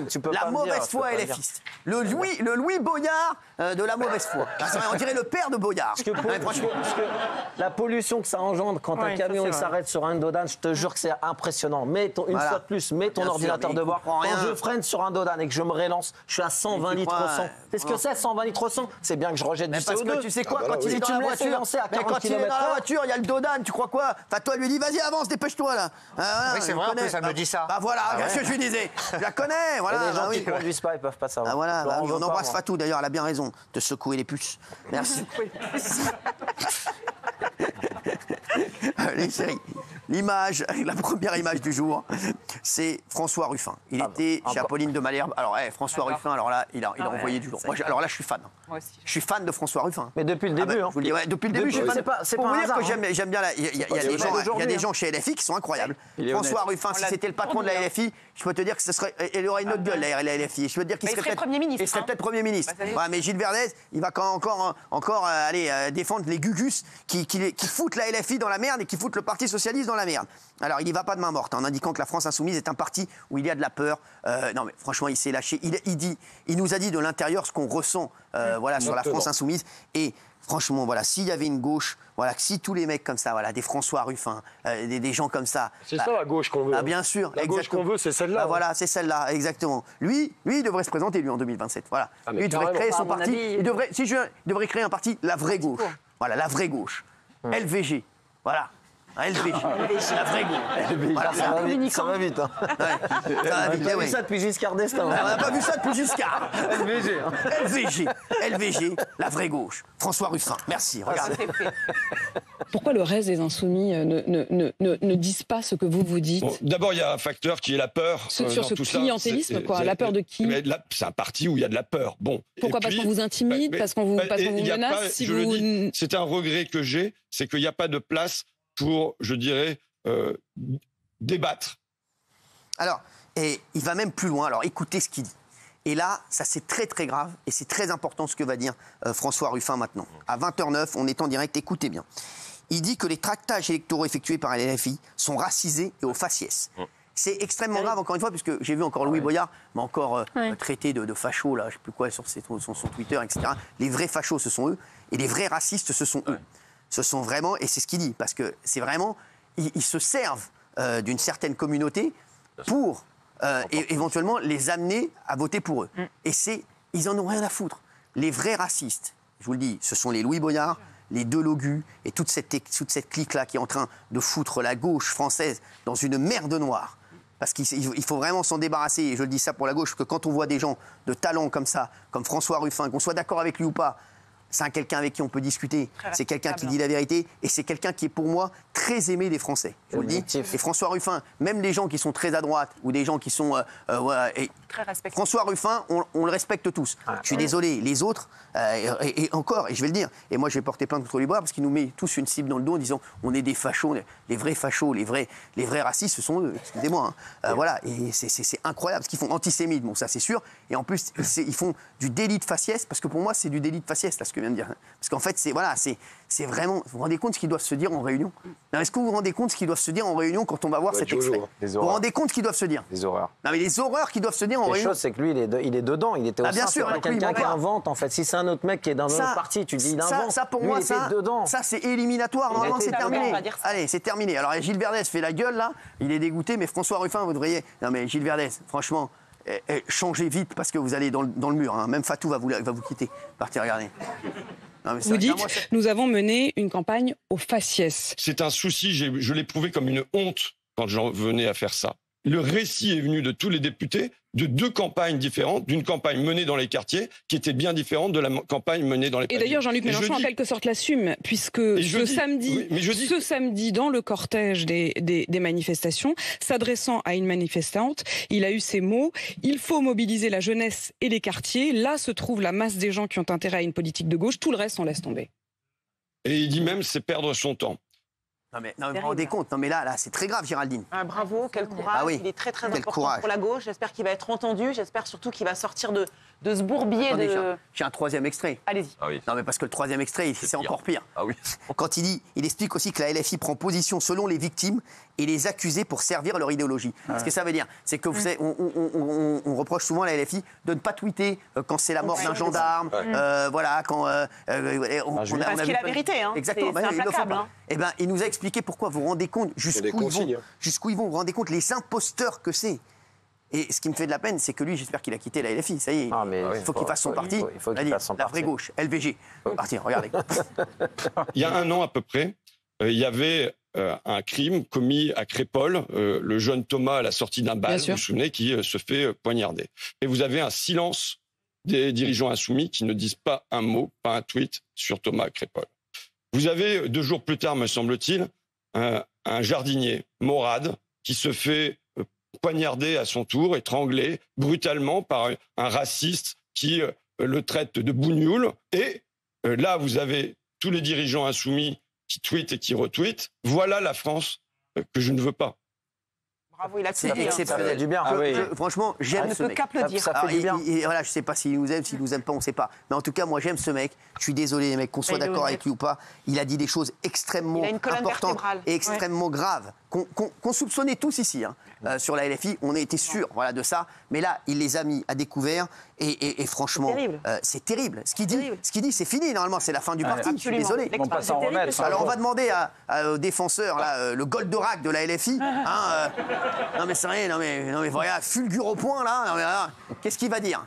C'est de la petite promo pour son petit livre. Oh là là, donc moi, ce que j'aime pas du tout, et ce qui me choque, Moi, ce qui me choque, c'est de balancer sur quelque chose qu'on a fait. Alors, à ce moment-là, quand on le fait, si ça ne convient pas, on balance. Et là, il est en rupture, il est rejeté, il balance. Je vais vous dire, il était en rupture il y a bien longtemps. C'est longtemps que vous vous trompez, Gilles Vernet. Et vous êtes un petit menteur une fois de plus. Vous savez très bien que François Ruffin, il s'est mis de côté il y a bien longtemps de la LFI. Vous êtes encore un menteur, un manipulateur, comme vos amis, Gilles Vernet. C'est pas mes amis. S'il vous plaît. Vous êtes un manipulateur. Et vous savez quoi ? Vous voyez qu'on a là, ce qu'il a fait, il a mis vos méthodes, il a montré vos méthodes au grand jour. C'est vos méthodes également. C'est pas mes méthodes. C'est vos méthodes au grand jour. Si. Mais c'est pas mes méthodes. Il a eu honte de le faire. C'est vos méthodes au grand jour. Et je veux dire, François Ruffin, heureusement qu'il le fait. Et au contraire, il a bien fait de le faire parce que il a bien fait de le faire, Gilles, parce que si nous on l'avait dit, Gilles, fatigué tout le monde.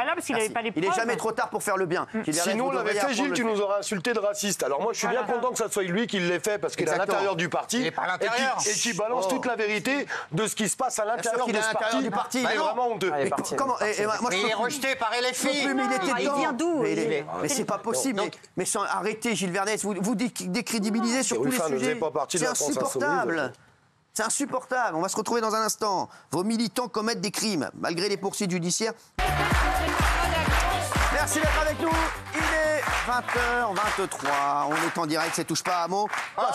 Mettez-moi le sommaire de la fin d'émission parce que ça va être un truc de fou. Regardez le sommaire de la fin d'émission, ce sera dans un instant. Les chéris vont vous le mettre juste en régie le temps qu'ils se réveillent. C'est ce que j'ai vu il y a un instant.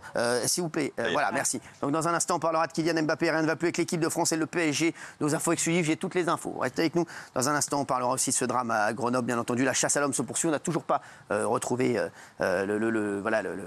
celui qui a tué cette agent municipale. Voilà.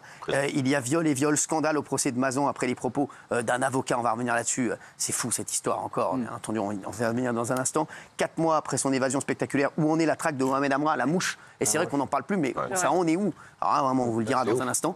Et un célèbre rappeur impliqué dans un accident mortel à Créteil. Alors tout le monde est dessus. Sachez-le, on le voit sur les réseaux. Ça ne parle que de ça. Sachez qu'on aura toutes les informations exclusives. Ils les ont données.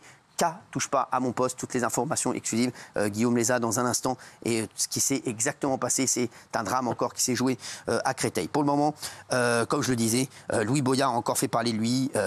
Vos militants commettent des crimes. Quand je disais tout à l'heure que Louis Boyard, il faudrait l'éliminer de la politique, parce que quand je dis qu'il faut l'éliminer de la politique, je dis même pas ça pour ses concurrents, parce que pour ses concurrents, il faut qu'il reste. Il faut l'éliminer de la politique pour les gens de gauche. Parce qu'il fait extrêmement mal aux gens qui veulent voter à gauche et qui veulent des gens intelligents à gauche. On a vu François Ruffin. Voilà. Et Gilles Vernet, pendant la pub, m'a dit François Ruffin, c'est rien. Voilà. Donc Louis Boyard et Sébastien Delogu. Je l'ai dit à l'antenne aussi, ça ne me dérange pas. Ah oui, non, mais voilà. Mais pour vous dire, non, mais Gilles Vernet, franchement, si François Ruffin, c'est rien, excusez-moi, Gilles Vernet, vous êtes complètement à côté de la plaque. Alors Sébastien Delogu et Louis Boyard, c'est quelque chose pour vous. François Ruffin, c'est quelque chose. Moi, François Ruffin, il me fait du bien, moi, quand même. Moi aussi, bah oui. Mais je suis sûr que même ses opposants, regardez, même ses opposants, je suis persuadé qu'ils préfèrent discuter avec un François Ruffin qu'avec un Louis Boyard, un Sébastien Delogu, un Porte, une Ercilia Soudé. Je suis désolé, voilà. Regarde, Philippe Ballard, vous êtes député RN de l'Oise, merci d'être là avec nous. C'est Bonsoir. C'est insupportable encore. Louis Boyard qui, en 2022, a fait un tweet suite à un match de foot où il cible le RN. Il avait dit « L'élection des 89 députés RN a libéré la violence d'extrême droite. Ils organisent des battues racistes dans nos rues, attaquent nos événements. La politique, les mots de Darmanin qui appuient leurs idées et les laissent agir, encouragent ces violences. Tout cela est inquiétant. » Donc ça, Marine Le Pen annonce dans la foulée que le RN porte plainte contre Louis Boyard pour des propos diffamatoires. Mais voilà que le député Louis Boyard, hier, sur Twitter, a récidivé sur X ses propos diffamatoires contre le parti en voulant expliquer la défense qu'il aura pendant le procès, puisqu'il y aura un procès. Alors on va voir ce qu'il dit, Louis Boyard. Mais... non, mais franchement... Oui, c'est du Louis Boyard. Non, mais... Philippe Ballard, ça vous a étonné? Non, mais vous savez ce qui m'étonne? On le connaît depuis 2 ans. Vous savez ce qui m'étonne, Philippe Ballard? Je vous dis la vérité. Ce qui m'étonne encore, je le redis encore ce soir, c'est que l'ARCOM, parce que l'ARCOM, la décision de l'ARCOM sur C8, c'est vraiment le fait avec Louis Boyard. Il ne voit pas que c'est quand même quelqu'un qui crée le chaos partout où il passe, qui fout le bordel, excusez-moi de dire ça, mais on le dit, partout où il passe. À un moment, il faut être intelligent, excusez-moi. Louis Boyard, on voit bien que le problème, c'est Louis Boyard, c'est pas TPMP. Excusez-moi de vous dire ça, hein, le problème, c'est Louis Boyard. Et là encore, voilà, en disant ça encore, et à chaque fois qu'il fait quelque chose, je vais montrer le tweet qu'il a fait sur moi dans un instant, il y a un instant, et sur nous, il met une cible sur le dos des gens. Et ils pensent qu'ils peuvent instrumentaliser les cités, les banlieues, les gens, comme on a dit, comme a dit François Ruffin, ils vont essayer d'aller chercher des électeurs au faciès, c'est extrêmement grave. Et les vrais racistes, je vous le dis, Philippe Ballard, ce sont bien eux, c'est vraiment des racistes et des antisémites. Enfin, ils ont en tout cas des méthodes racistes et antisémites. Gilles Verret, vous dites oui. Non, je dis oui à vos... Enfin, je comprends ce que vous voulez dire. Je ne suis pas d'accord, mais je comprends ce que vous voulez dire. Quand ils vont chercher des électorats au faciès, c'est extrêmement grave. Excusez-moi. Donc regardez ce qu'a dit Louis Boyard. Le matin, ces militants votent pour vous. Le soir, ils arpentent les rues pour commettre leurs crimes racistes. Portez plainte, vous ne m'empêcherez jamais de le dire. Vous êtes la candidate de ces milices qui ont du sang sur les mains. Quand à longueur de journée, vous avez des politiques qui racontent qu'il y aurait des personnes dont la discrimination serait justifiée en fonction de leur origine ou de leur religion, qui racontent à longueur de journée qu'il y aurait des ennemis de l'intérieur qu'il faut sacrifier, forcément, ça pousse certains militants d'extrême droite à passer à l'acte. Donc oui, je l'affirme, plus vous avez de politiques d'extrême droite à l'Assemblée et à la télévision, plus vous avez une explosion des violences racistes, parce que l'extrême droite justifie ces violences. L'extrême droite, on la combat dans la rue, on la combat dans les institutions, et bientôt, on va la battre au tribunal. Déjà, comment tu peux être crédible avec une affiche Louis Boyard DJ7 DJ7 gratuit à partir de 20h. Gratuit à partir de 20h, mais c'est pas possible. Non mais sans rigoler, il n'est pas sérieux. Philippe, alors quand vous entendez ça...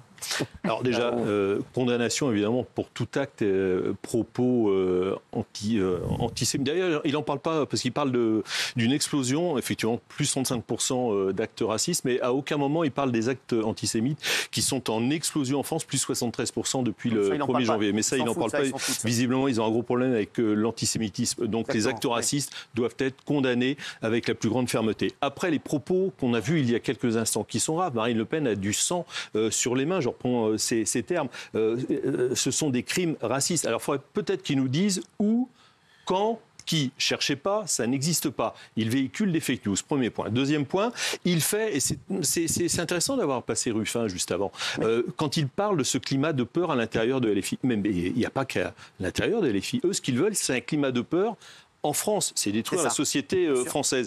Ils sont systématiquement dans la provocation, dans l'excès, dans l'injure. C'est la bordélisation de notre vie politique, de nos institutions et tout simplement de la France. C'est ça. Mais Louis Boyard, il incarne tout simplement ce qu'est LFI. Et qui est responsable aussi de ça? Alors, pourquoi a-t-il la parole? Mais c'est une bonne question.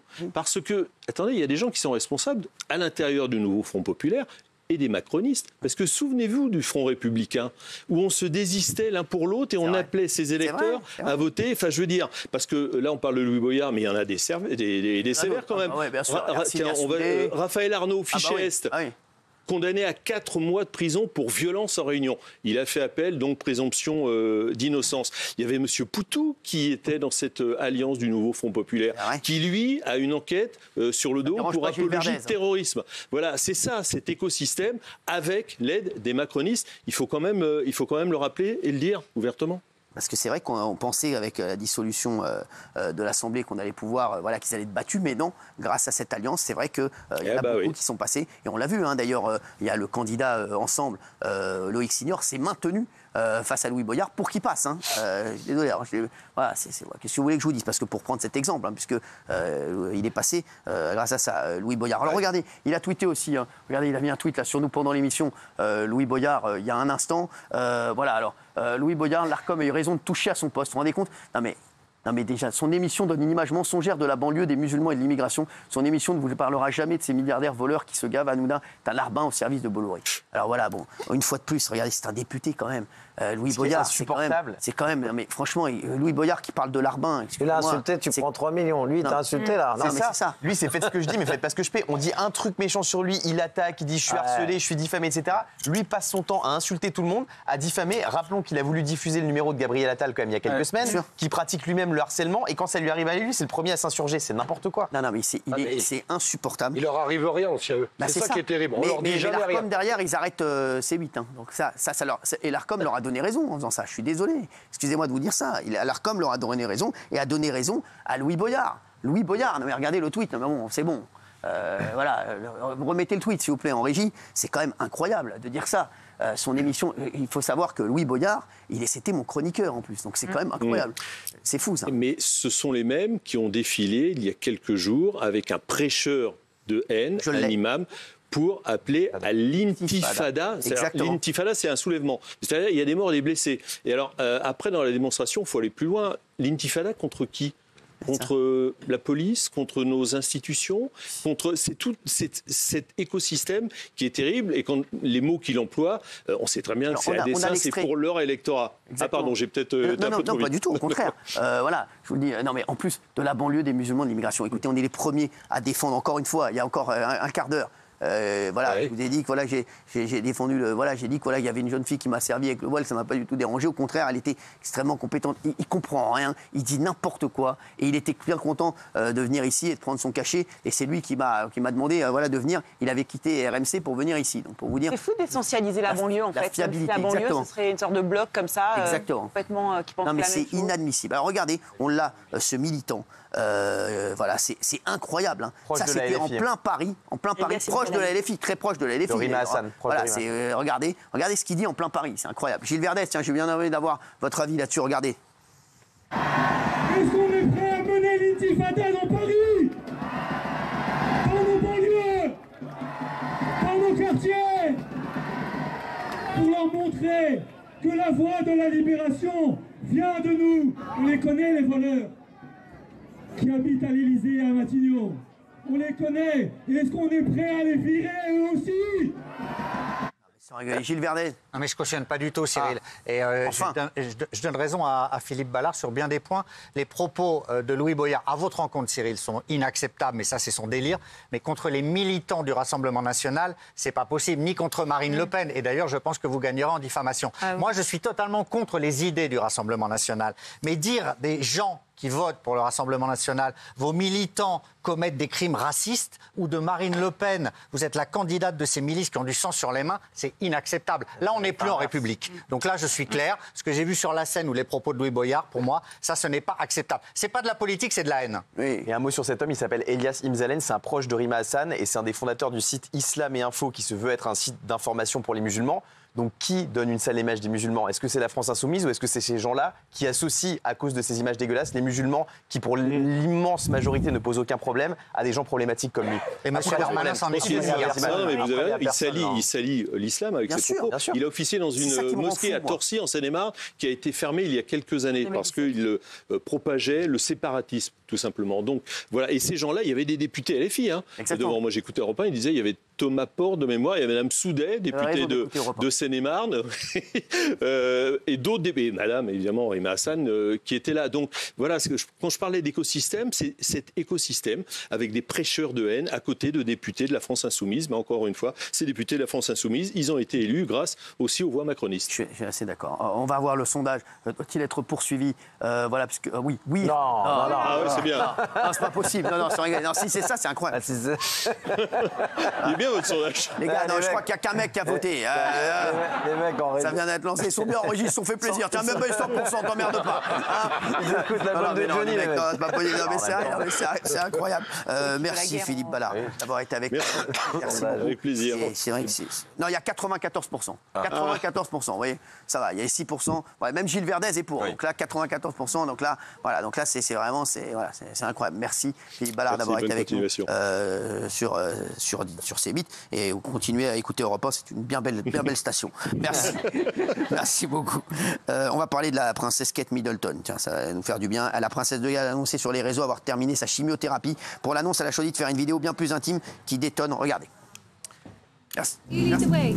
Alors que l'été s'achève, je ne peux pas vous dire à quel point je suis soulagée d'en finir avec ma chimiothérapie. Ces 9 derniers mois ont été incroyablement durs pour nous. Même si j'ai terminé ma chimiothérapie, le rétablissement complet est long. Et je dois continuer à prendre chaque jour comme il vient. À tous ceux qui se battent contre cette maladie, je suis à vos côtés.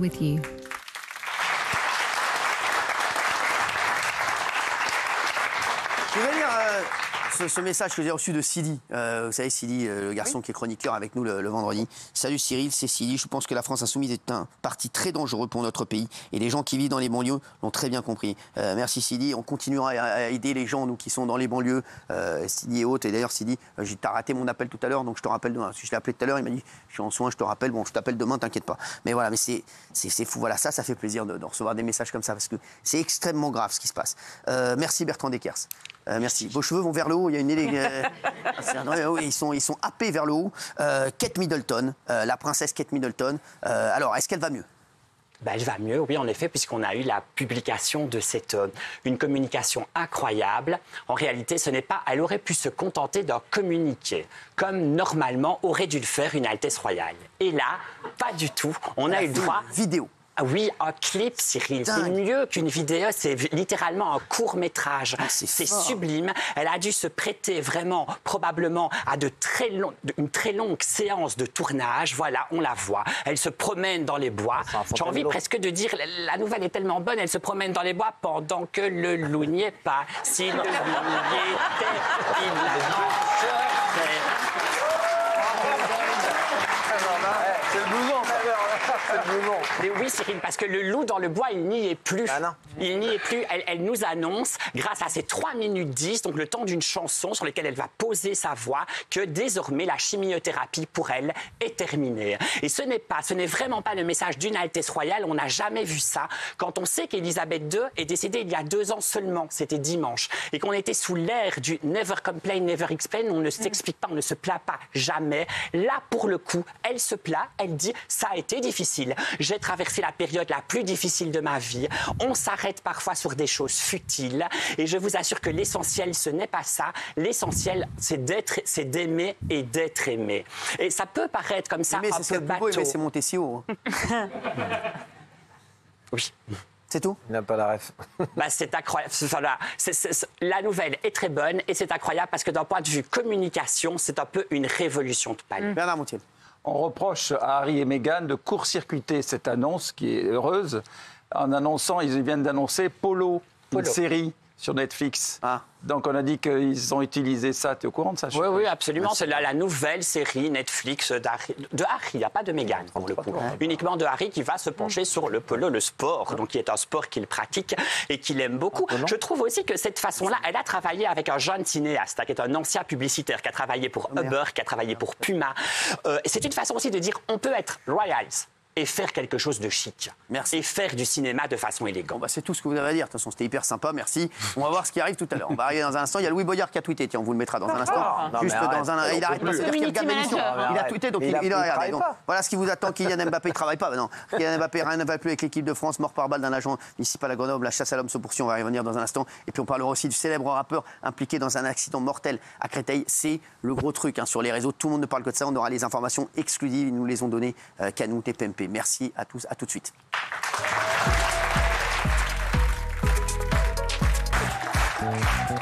Merci d'être avec nous. Il est 20h46, on est en direct dans Touche pas à mot. Et juste après, Vol 93, un film exceptionnel sur C8, juste après Touche pas à mon poste. Allez, on va revenir sur tout ce qui s'est passé. Regardez le sommaire, merci en régie. Et on va d'abord commencer avec Kylian Mbappé. Rien ne va plus avec l'équipe de France et le PSG. Nos infos exclusives, c'est vraiment des informations exclusives. Sachez-le déjà.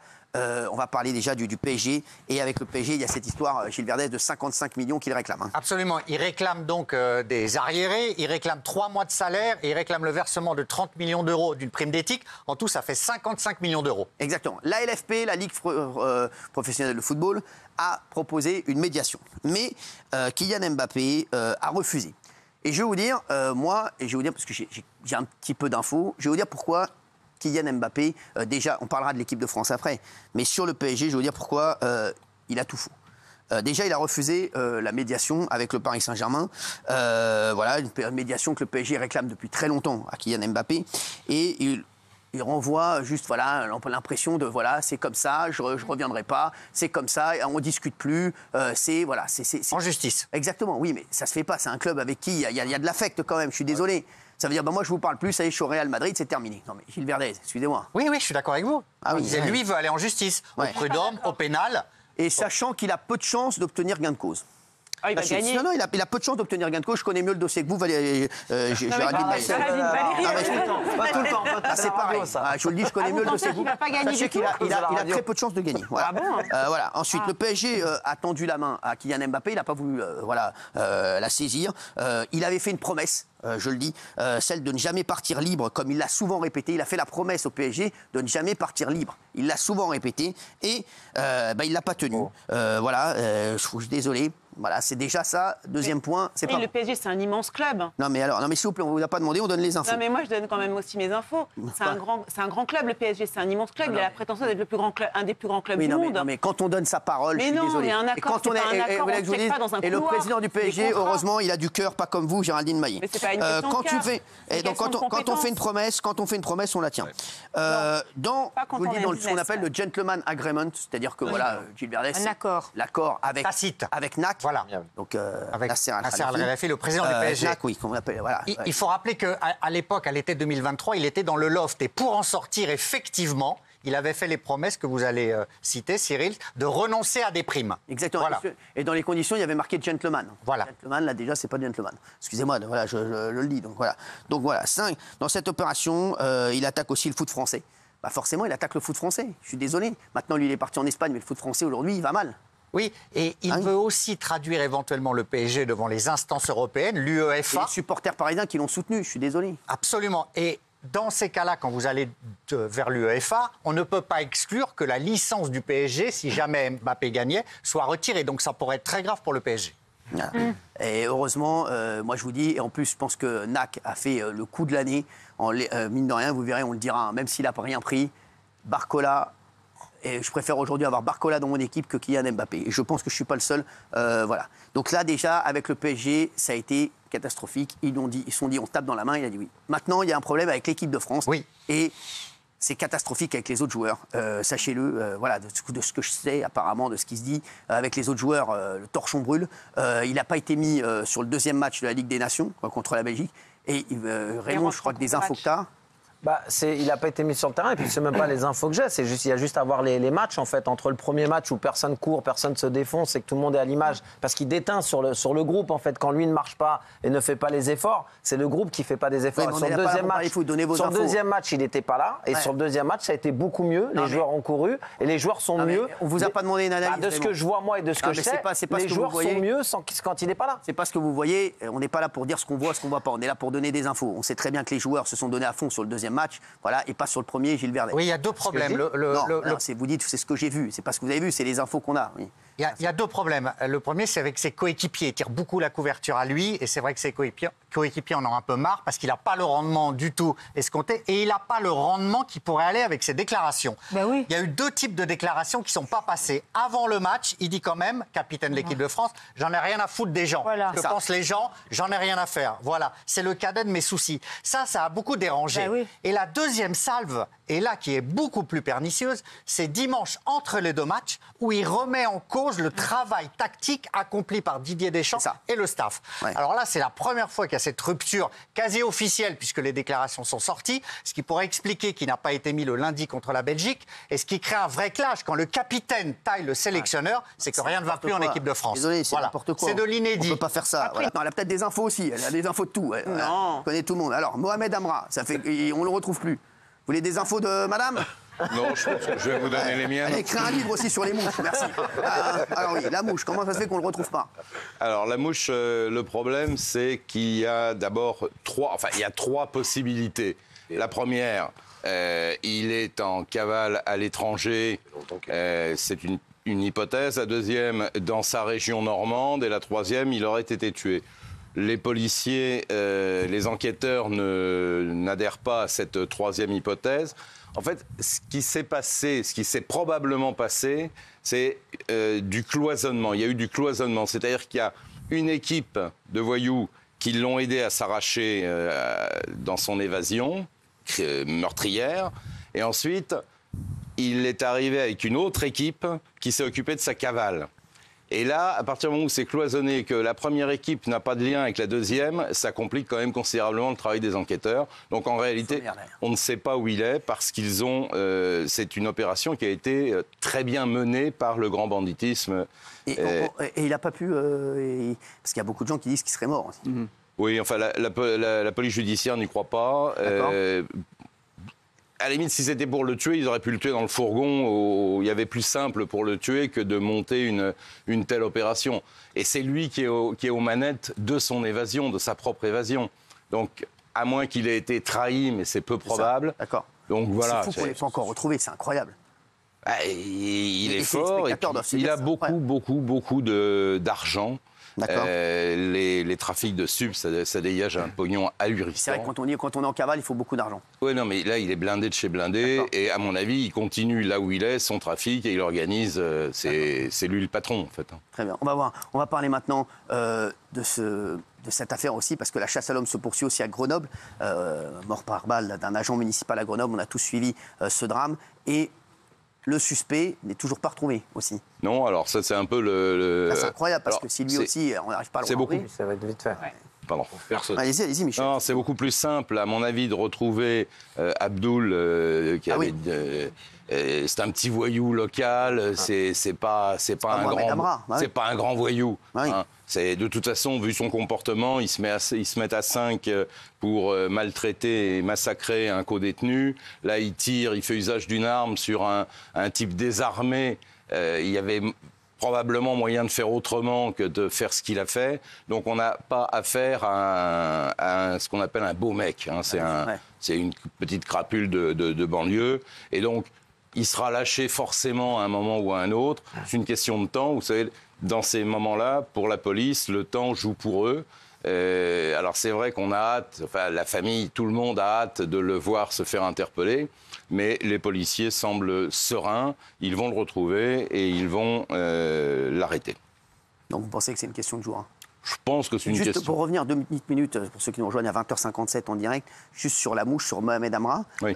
Quand il y a autant de temps comme ça et qu'on ne l'a pas retrouvé, est-ce que vous pensez qu'il y a encore des chances ou pas? Parce qu'on se dit là maintenant, les gens l'ont oublié. Le parquet a l'air très déterminé et très optimiste. Ce que je pense, c'est qu'ils ont plein d'éléments, mais probablement sur la première équipe qui n'est plus en lien avec lui. Donc ça ne sert à rien finalement de les interpeller maintenant. Ou de les coincer maintenant parce que ça ne fera pas avancer les choses. Alors effectivement, on va retrouver peut-être les tueurs des 2 gardiens de prison, mais en revanche, ce qui serait intéressant, c'est d'avoir tout le monde. Et là, on n'y est pas. Il y a encore 60 enquêteurs au quotidien sur l'enquête. Ils ont tout fait à Rouen et à Marseille, c'est-à-dire là où il était susceptible d'avoir de la famille, des amis proches, le premier cercle. Et pour le moment, il n'y a pas d'infos. Mais c'est vrai que la procureure est optimiste. Ils veulent faire parler un téléphone retrouvé et les 2 voitures brûlées. Donc ils sont en train d'expertiser. On va parler dans un instant, hein, restez avec nous, du rappeur Kobalade. C'est un des rappeurs les plus connus impliqués dans un accident mortel à Créteil. On a toutes les infos en exclusivité. Ça sera dans un instant. Juste avant qu'on parle du scandale au procès de Mazan après les propos d'un avocat. Est-ce que vous avez quelque chose à rajouter sur le Paris Saint-Germain ou sur l'équipe de France, sur Kylian Mbappé? Je trouve que vos infos sont extrêmement cohérentes et vos sources sont particulièrement pertinentes ce soir. Bravo à vous, Cyril. Merci, Gilles. Allez. Merci, Gilles. Merci, Gilles. On attend les infos de demain. Football à 20h45. Oui, on les attend sans vraiment y croire, mais pourquoi pas. En tout cas, les téléspectateurs seront là ce jeudi, demain. On attend ça avec impatience. Un sondage Non, on attend avec impatience. On va voir les infos qu'elle va sortir. 6%. On va voir qu'elle va voir les infos qu'elle va sortir. Voilà, c'est une spécialiste du football. Elle parle à tout le monde au Paris Saint-Germain. Non, j'ai pas dit ça, justement. Vous parlez pas, mais vous avez les infos, donc bravo à vous, c'est encore plus fort. Bravo. Écoutez, je sais pas comment vous faites. Les murs ont des oreilles, mais les oreilles ont des murs. Merci. Vous êtes voyante. Écoutez, c'est très bien. C'est le Claude Alexis du football. C'est ça. Allez, avant de parler du rappeur Kobalade, on va parler du procès Mazan. Et c'est vrai que là, c'est un truc de fond. On va rappeler brièvement l'histoire. Et c'est vrai que, avant de parler de Kobalade, c'est vrai qu'il y a encore eu un rebondissement incroyable aujourd'hui. C'est même à se demander si ce procès va se terminer, parce que on va de rebondissement en rebondissement, mais c'est pas des bons rebondissements. C'est le principal accusé qui est souffrant depuis lundi Alors, est-ce que c'est psychosomatique? Est-ce que c'est simulé? Est-ce que c'est la réalité? Je n'en sais rien. Et d'ailleurs, je crois que personne ne le sait. En tout cas, il n'est pas présent à l'audience. Et bien évidemment, ça pose un problème puisqu'il est le principal accusé. Et sans lui, le procès ne peut pas se tenir. Ou alors, on peut aussi... Enfin, c'est compliqué de le juger, de juger même les autres sans lui parce que c'est comme ça que le système judiciaire fonctionne en France. Donc, il y a eu effectivement un incident aujourd'hui ou hier. Un avocat, pendant l'audition d'un d'un directeur d'enquête, lequel directeur d'enquête est interpellé par l'avocat de la défense d'un des accusés en lui disant vous avez l'air bien sûr de vous, vous évoquez le mot viol de façon péremptoire. Et là, le policier répond oui, on appelle un chat. Quand on parle d'un meurtre, on parle d'un meurtre. On appelle les choses par leur nom. Et là, on est devant pas une cour d'assises, mais une cour criminelle pour juger des individus, 51 individus, qui sont poursuivis pour viol aggravé. Donc le policier se défend en disant oui, j'appelle viol un viol. Et là, cet avocat... Ça, c'est important, c'est le truc du jour. Cet avocat dit oui, mais il y a viol et viol. C'est-à-dire que quand il y a consentement, il n'y a pas viol. Donc en fait, il est en train, de façon très maladroite et grossière, de mettre en doute l'intégralité du dossier. Du coup, ça a provoqué, bien évidemment, de l'autre côté de la barre, c'est-à-dire les victimes, les parties civiles et les avocats des parties civiles, et principalement de la victime, Gisèle Pellicot, un mouvement d'humeur. Ils sont sortis en disant c'est une honte. Une honte, exactement. En quoi ils n'ont pas complètement tort. C'est une défense de rupture. Ouais, c'est une défense extrêmement agressive. Et il y a les termes de consentement, mais il y a aussi les termes de un viol sans intention de le commettre n'est pas forcément un viol. C'est-à-dire que ça rejoint toute la défense de ces 50 personnes accusées, mises en examen. C'est finalement, il ne savait pas que c'était un viol. Il pensait que c'était de l'échangisme, etc. Il n'était pas au courant. Donc, je trouve que c'est une défense extrêmement perverse parce que ça renvoie vers Gisèle la responsabilité de ça. C'est très violent. Franchement, c'est violent. En même temps, si je puis me permettre, les avocats de la défense, qui sont certes maladroits et entre guillemets grossiers, n'ont pas un boulevard pour défendre. C'est soit on reconnaît les faits en disant voilà, mon client a violé, et on essaye de réduire la peine au maximum en disant voilà, il n'était pas tout à fait conscient d'eux, mais on respecte la victime. Là, c'est une défense de rupture, c'est-à-dire en gros, madame, vous êtes la victime, mais vous mentez, il y a viol et viol, et vous étiez consentante. En gros, c'est ça qu'ils disent, les avocats. Et c'est une honte. C'est une honte. Alors, on va parler du dossier du jour. C'est la grosse actu, tout le monde en parle sur les réseaux, alors que vous connaissiez ce rappeur ou pas, sachez qu'il est extrêmement connu. C'est un des rappeurs les plus connus du moment, Kobalade. Et tout le monde en parle aujourd'hui et nous avons toutes les infos sur ce qui s'est passé, puisque le rappeur Kobalade serait impliqué dans un accident mortel qui a eu lieu ce lundi soir à Créteil. Enfin, impliqué, on va vous dire comment. Et c'est vrai que cette histoire, tout le monde en parle. Ils ont mis tout le monde dans la sauce, là j'ai vu sur les réseaux. Donc on va vous dire la vérité de ce qui s'est passé. Regardez juste avant l'état de la voiture de Kobalade. Regardez l'état de sa voiture, merci. Voilà. Regardez l'état de la voiture du rappeur. C'est un truc de fou.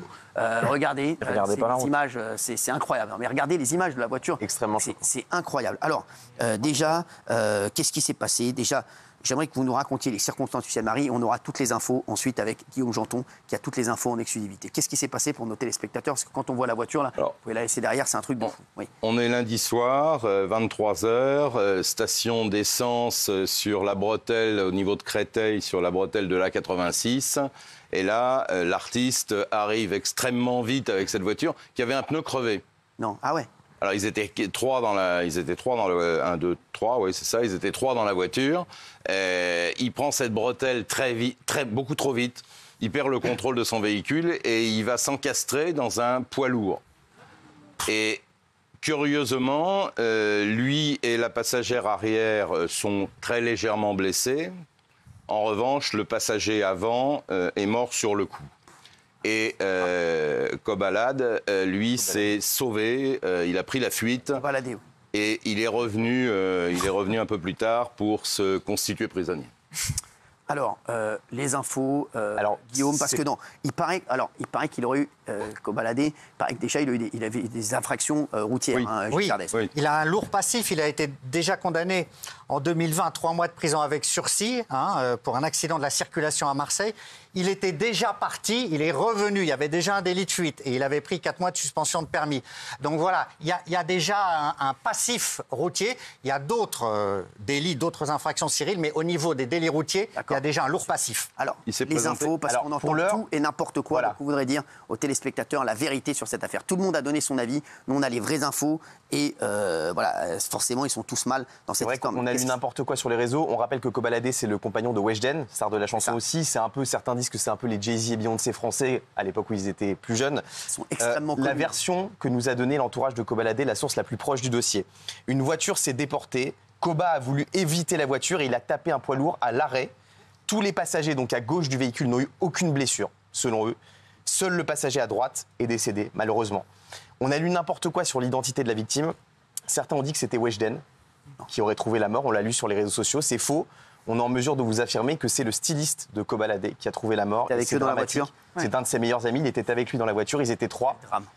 C'était un père de famille, âgé entre 20 et 35 ans. Et c'est dramatique pour Kobalade qui est évidemment dévasté par cette affaire. Et un mot sur le contexte de l'accident. On a lu que c'était un contexte festif.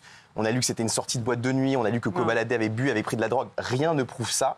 C'était simplement un trajet aux alentours de 23h minuit. Kobalade ramenait cet ami chez lui, chez un proche à lui. Donc, c'était pas du tout dans une espèce de virée folle qu'a eu lieu cet accident. Est-ce que c'est vrai qu'il s'est sauvé de la voiture? Alors justement, on voudrait revenir sur toutes les infos, Guillaume Janton. Voilà, est-ce que voilà, la question que tout le monde se pose, c'est quand même chaud. Est-ce que c'est vrai que ton meilleur ami, tu te sauves pas de la voiture? Non, mais après, bon, voilà. Kobalade, sa version, c'est qu'il dit qu'il s'est livré tout de suite aux questions des enquêteurs et qu'il a obtempéré, qu'il est prêt à respecter tous les interrogatoires. Et lui dit évidemment qu'il est innocent. Il s'est livré à ses tests parce que très vite, la question de l'homicide involontaire s'est posée. Le Parisien, dès ce matin, a parlé d'une enquête pour homicide involontaire. C'est pas vrai, c'est simplement une enquête sur les circonstances de la mort de cette personne qui a été déclenchée. Et Kobalade, il a passé la nuit à l'hôpital. Il était très choqué. Il est rentré à 9h du matin chez lui ce matin. Et pour le coup, même s'il a un passé judiciaire compliqué, c'est vrai, sur des affaires qui n'ont rien à voir, mais sur ce coup-là, il a joué le jeu. Et c'est une affaire, je le rappelle, c'est un de ses meilleurs amis qu'il a perdu. C'est extrêmement dur pour lui. Donc, faut pas non plus, on ne sait rien pour l'instant sur la faute à qui. Il ne faut pas qu'il y ait un délit de faciès parce que c'est un rappeur et parce qu'il a un passé. Non, c'est pas un délit de faciès. C'est juste Michel Marie me dit qu'il y a eu un délit de fuite qui s'est sauvé au moment de l'accident. Si je fais un accident, je me sauve pas, j'attends la police. Il n'est pas resté sur place et il s'est présenté au bout de 3 jours. Oui. Moi, je suis présenté au bout de 3 jours. 3 heures. Non, 3 heures, c'était hier soir. 3 heures. C'était hier soir, c'est lundi. On a lu plein de trucs. Hier soir, c'était lundi. Il est 21h07, j'aimerais c'était hier soir. revienne là-dessus. C'était hier soir, Michel, c'était pas lundi, c'était hier soir. Il y a plein de gens aussi qui disent qu'il est sorti parce qu'il a fait l'émission Click sur Canal+, qui était diffusée hier avec Weshden. Il y a plein de gens qui disent qu'il est sorti avec Weshden après l'enregistrement. C'est pas vrai, l'enregistrement c'était justement lundi. Hier soir, il était simplement avec son ami et encore une fois, voilà, il a répondu à l'interrogatoire des policiers. Je n'ai absolument pas l'info qu'il ait pris la fuite et ce serait bizarre qu'il ait pris la fuite pour après revenir et répondre aux questions et passer à l'hôpital. Donc voilà, ce que je peux dire, c'est qu'il est extrêmement... Et d'après ses proches, il est négatif aux stupes et à l'alcool. D'accord, c'est ça, c'est important de dire. Et où est-il actuellement Kobalade est chez lui, il habite en banlieue parisienne. Non, mais donc il est rentré chez lui? Il est rentré chez lui. Il n'y a pas de garde à vue, il n'y a pas de détention. Il y a une enquête, encore une fois, on ne parle pas d'homicide involontaire pour l'instant, s'il doit y avoir homicide involontaire. On parle de circonstances de la mort. Et Kobalade, il se dit absolument dévasté. Il a perdu un de ses meilleurs amis. C'est quelqu'un aussi qui vient, comme beaucoup de rappeurs, d'un quartier extrêmement défavorisé, le fameux bâtiment 7, le BAT 7 dont il se vante dans ses titres. Aujourd'hui, il a réussi à accéder à un statut social plus important. C'est quelqu'un qui a réussi, qui s'occupe de toute sa famille, qui s'occupe de tous ses amis. Et c'est une très grosse perte pour lui. C'est quelqu'un aussi qui avait enclenché un vrai changement personnel, puisqu'il parlait beaucoup de drogue dans ses chansons. Et selon lui, il aurait arrêté de consommer de la drogue et tout type de stupéfiants et d'alcool. Donc voilà. J'aimerais qu'on revienne sur l'accident parce que tout le monde en parle. Donc il a eu lieu bien lundi soir, donc c'était hier soir, au niveau de la station essence Total de Créteil en région parisienne. C'est aux alentours de 23h. Il se sera engagé sur la voie d'une station essence à la base. Donc il allait dans une station essence d'Inverdès pour changer son pneu. En fait, c'est ça. Apparemment, la thèse de la crevaison est la bonne. Et il se déporte, il est sur la voie du milieu, il se déporte brutalement vers la droite. Et à ce moment-là, comme c'est obscur, la route est sèche, mais il y a de l'obscurité, il n'y a pas beaucoup de lumière. Et il roule à grande vitesse et il ne voit pas le poids lourd stationné. Et il le percute du côté droit. Voilà. Alors, très, très violemment. Donc le passager avant du véhicule est décédé. Oui, c'est un homme de 30 ans qui est décédé, oui, dont parlait Guillaume. Alors que le conducteur, donc, qui était blessé légèrement. C'était lui qui était au volant. C'était lui, il est blessé légèrement et il va être hospitalisé après les analyses qui ont été pratiquées sur place, les tests. Il va être hospitalisé à Créteil et à Henri-Mondor. Très important pour nos téléspectateurs à 21h09. Sachez que les dépistages sont en cours pour déterminer les circonstances de l'accident et l'état des personnes dans le véhicule. Ça, c'est extrêmement important. Pour l'instant, nous n'avons pas les résultats. On les aura dans les prochaines heures. Oui, les analyses sont pratiquées, c'est automatique. Et pour répondre à Guillaume, c'est vrai qu'il y a eu une enquête pour homicide involontaire, des CRS notamment, mais ça ne veut pas dire qu'il y a une culpabilité. C'est presque automatique quand il y a un décès dans un accident de la circulation. L'accident, je reprends, c'était mardi soir, chez l'entourage de Kobalade. C'était hier soir. Et il nie complètement le fait que Kobalade aurait pris la fuite. Selon eux, c'est complètement... Un, il n'a pas pris la fuite. Et deux, il y a la deuxième question qui se pose. Il revient sur les réseaux sociaux. Avait-il pris des stupéfiants? C'est la grande question. Alors, les tests sont en cours. L'entourage dit ça. L'entourage dit qu'il n'a pas pris de stupéfiants. L'entourage dit qu'il n'a pas pris de stupéfiants. Attention, on voit des vidéos sur les réseaux sociaux de Kobalade avec des ballons en train de... Vous savez, les fameux ballons hilarants. Ce ne sont pas du tout des vidéos qui datent d'hier. Kobalade a changé, c'est ce qu'il dit, je transmets ce qu'il dit, a changé de comportement vis-à-vis de toutes ces substances. Et lui dit qu'il n'a rien pris et que c'est un accident tragique dont il n'est pas responsable. En revanche, il est prêt à se soumettre à tous les tests des enquêteurs qui prouvent sa bonne foi. C'est un rappeur et Weshden et lui, je les adore, moi. Donc, ça m'a fait de la peine pour eux. Et il est très jeune, il a 24 ans. Non, mais j'adore, moi, lui. Kobalade et Weshden, j'adore ce couple. Et c'est vrai que, j'espère qu'il n'était pas sous l'emprise de stupéfiants. Vraiment, parce que ça serait très grave. Et ça me ferait vraiment chier. Déjà que c'est une peine immense de savoir qu'il a perdu un proche, parce que c'est un drame qui s'est passé. Juste pour savoir, le conducteur du camion, lui... Indemne. Indemne, il n'a rien. Donc c'est le plus important aussi, c'est très important aussi. Et juste pour revenir sur ce que vous venez de souligner, il a spontanément accepté les analyses. Ça, c'est très important de le dire aussi. Il n'a pas cherché à se soustraire aux tests qui ont été pratiqués. Juste sur le camion, vous voulez dire que c'est un camion qui était à l'arrêt sur l'autoroute, qui, selon l'entourage de Kobalade, n'était pas très bien garé, ce qui fait que ça a entraîné une collision.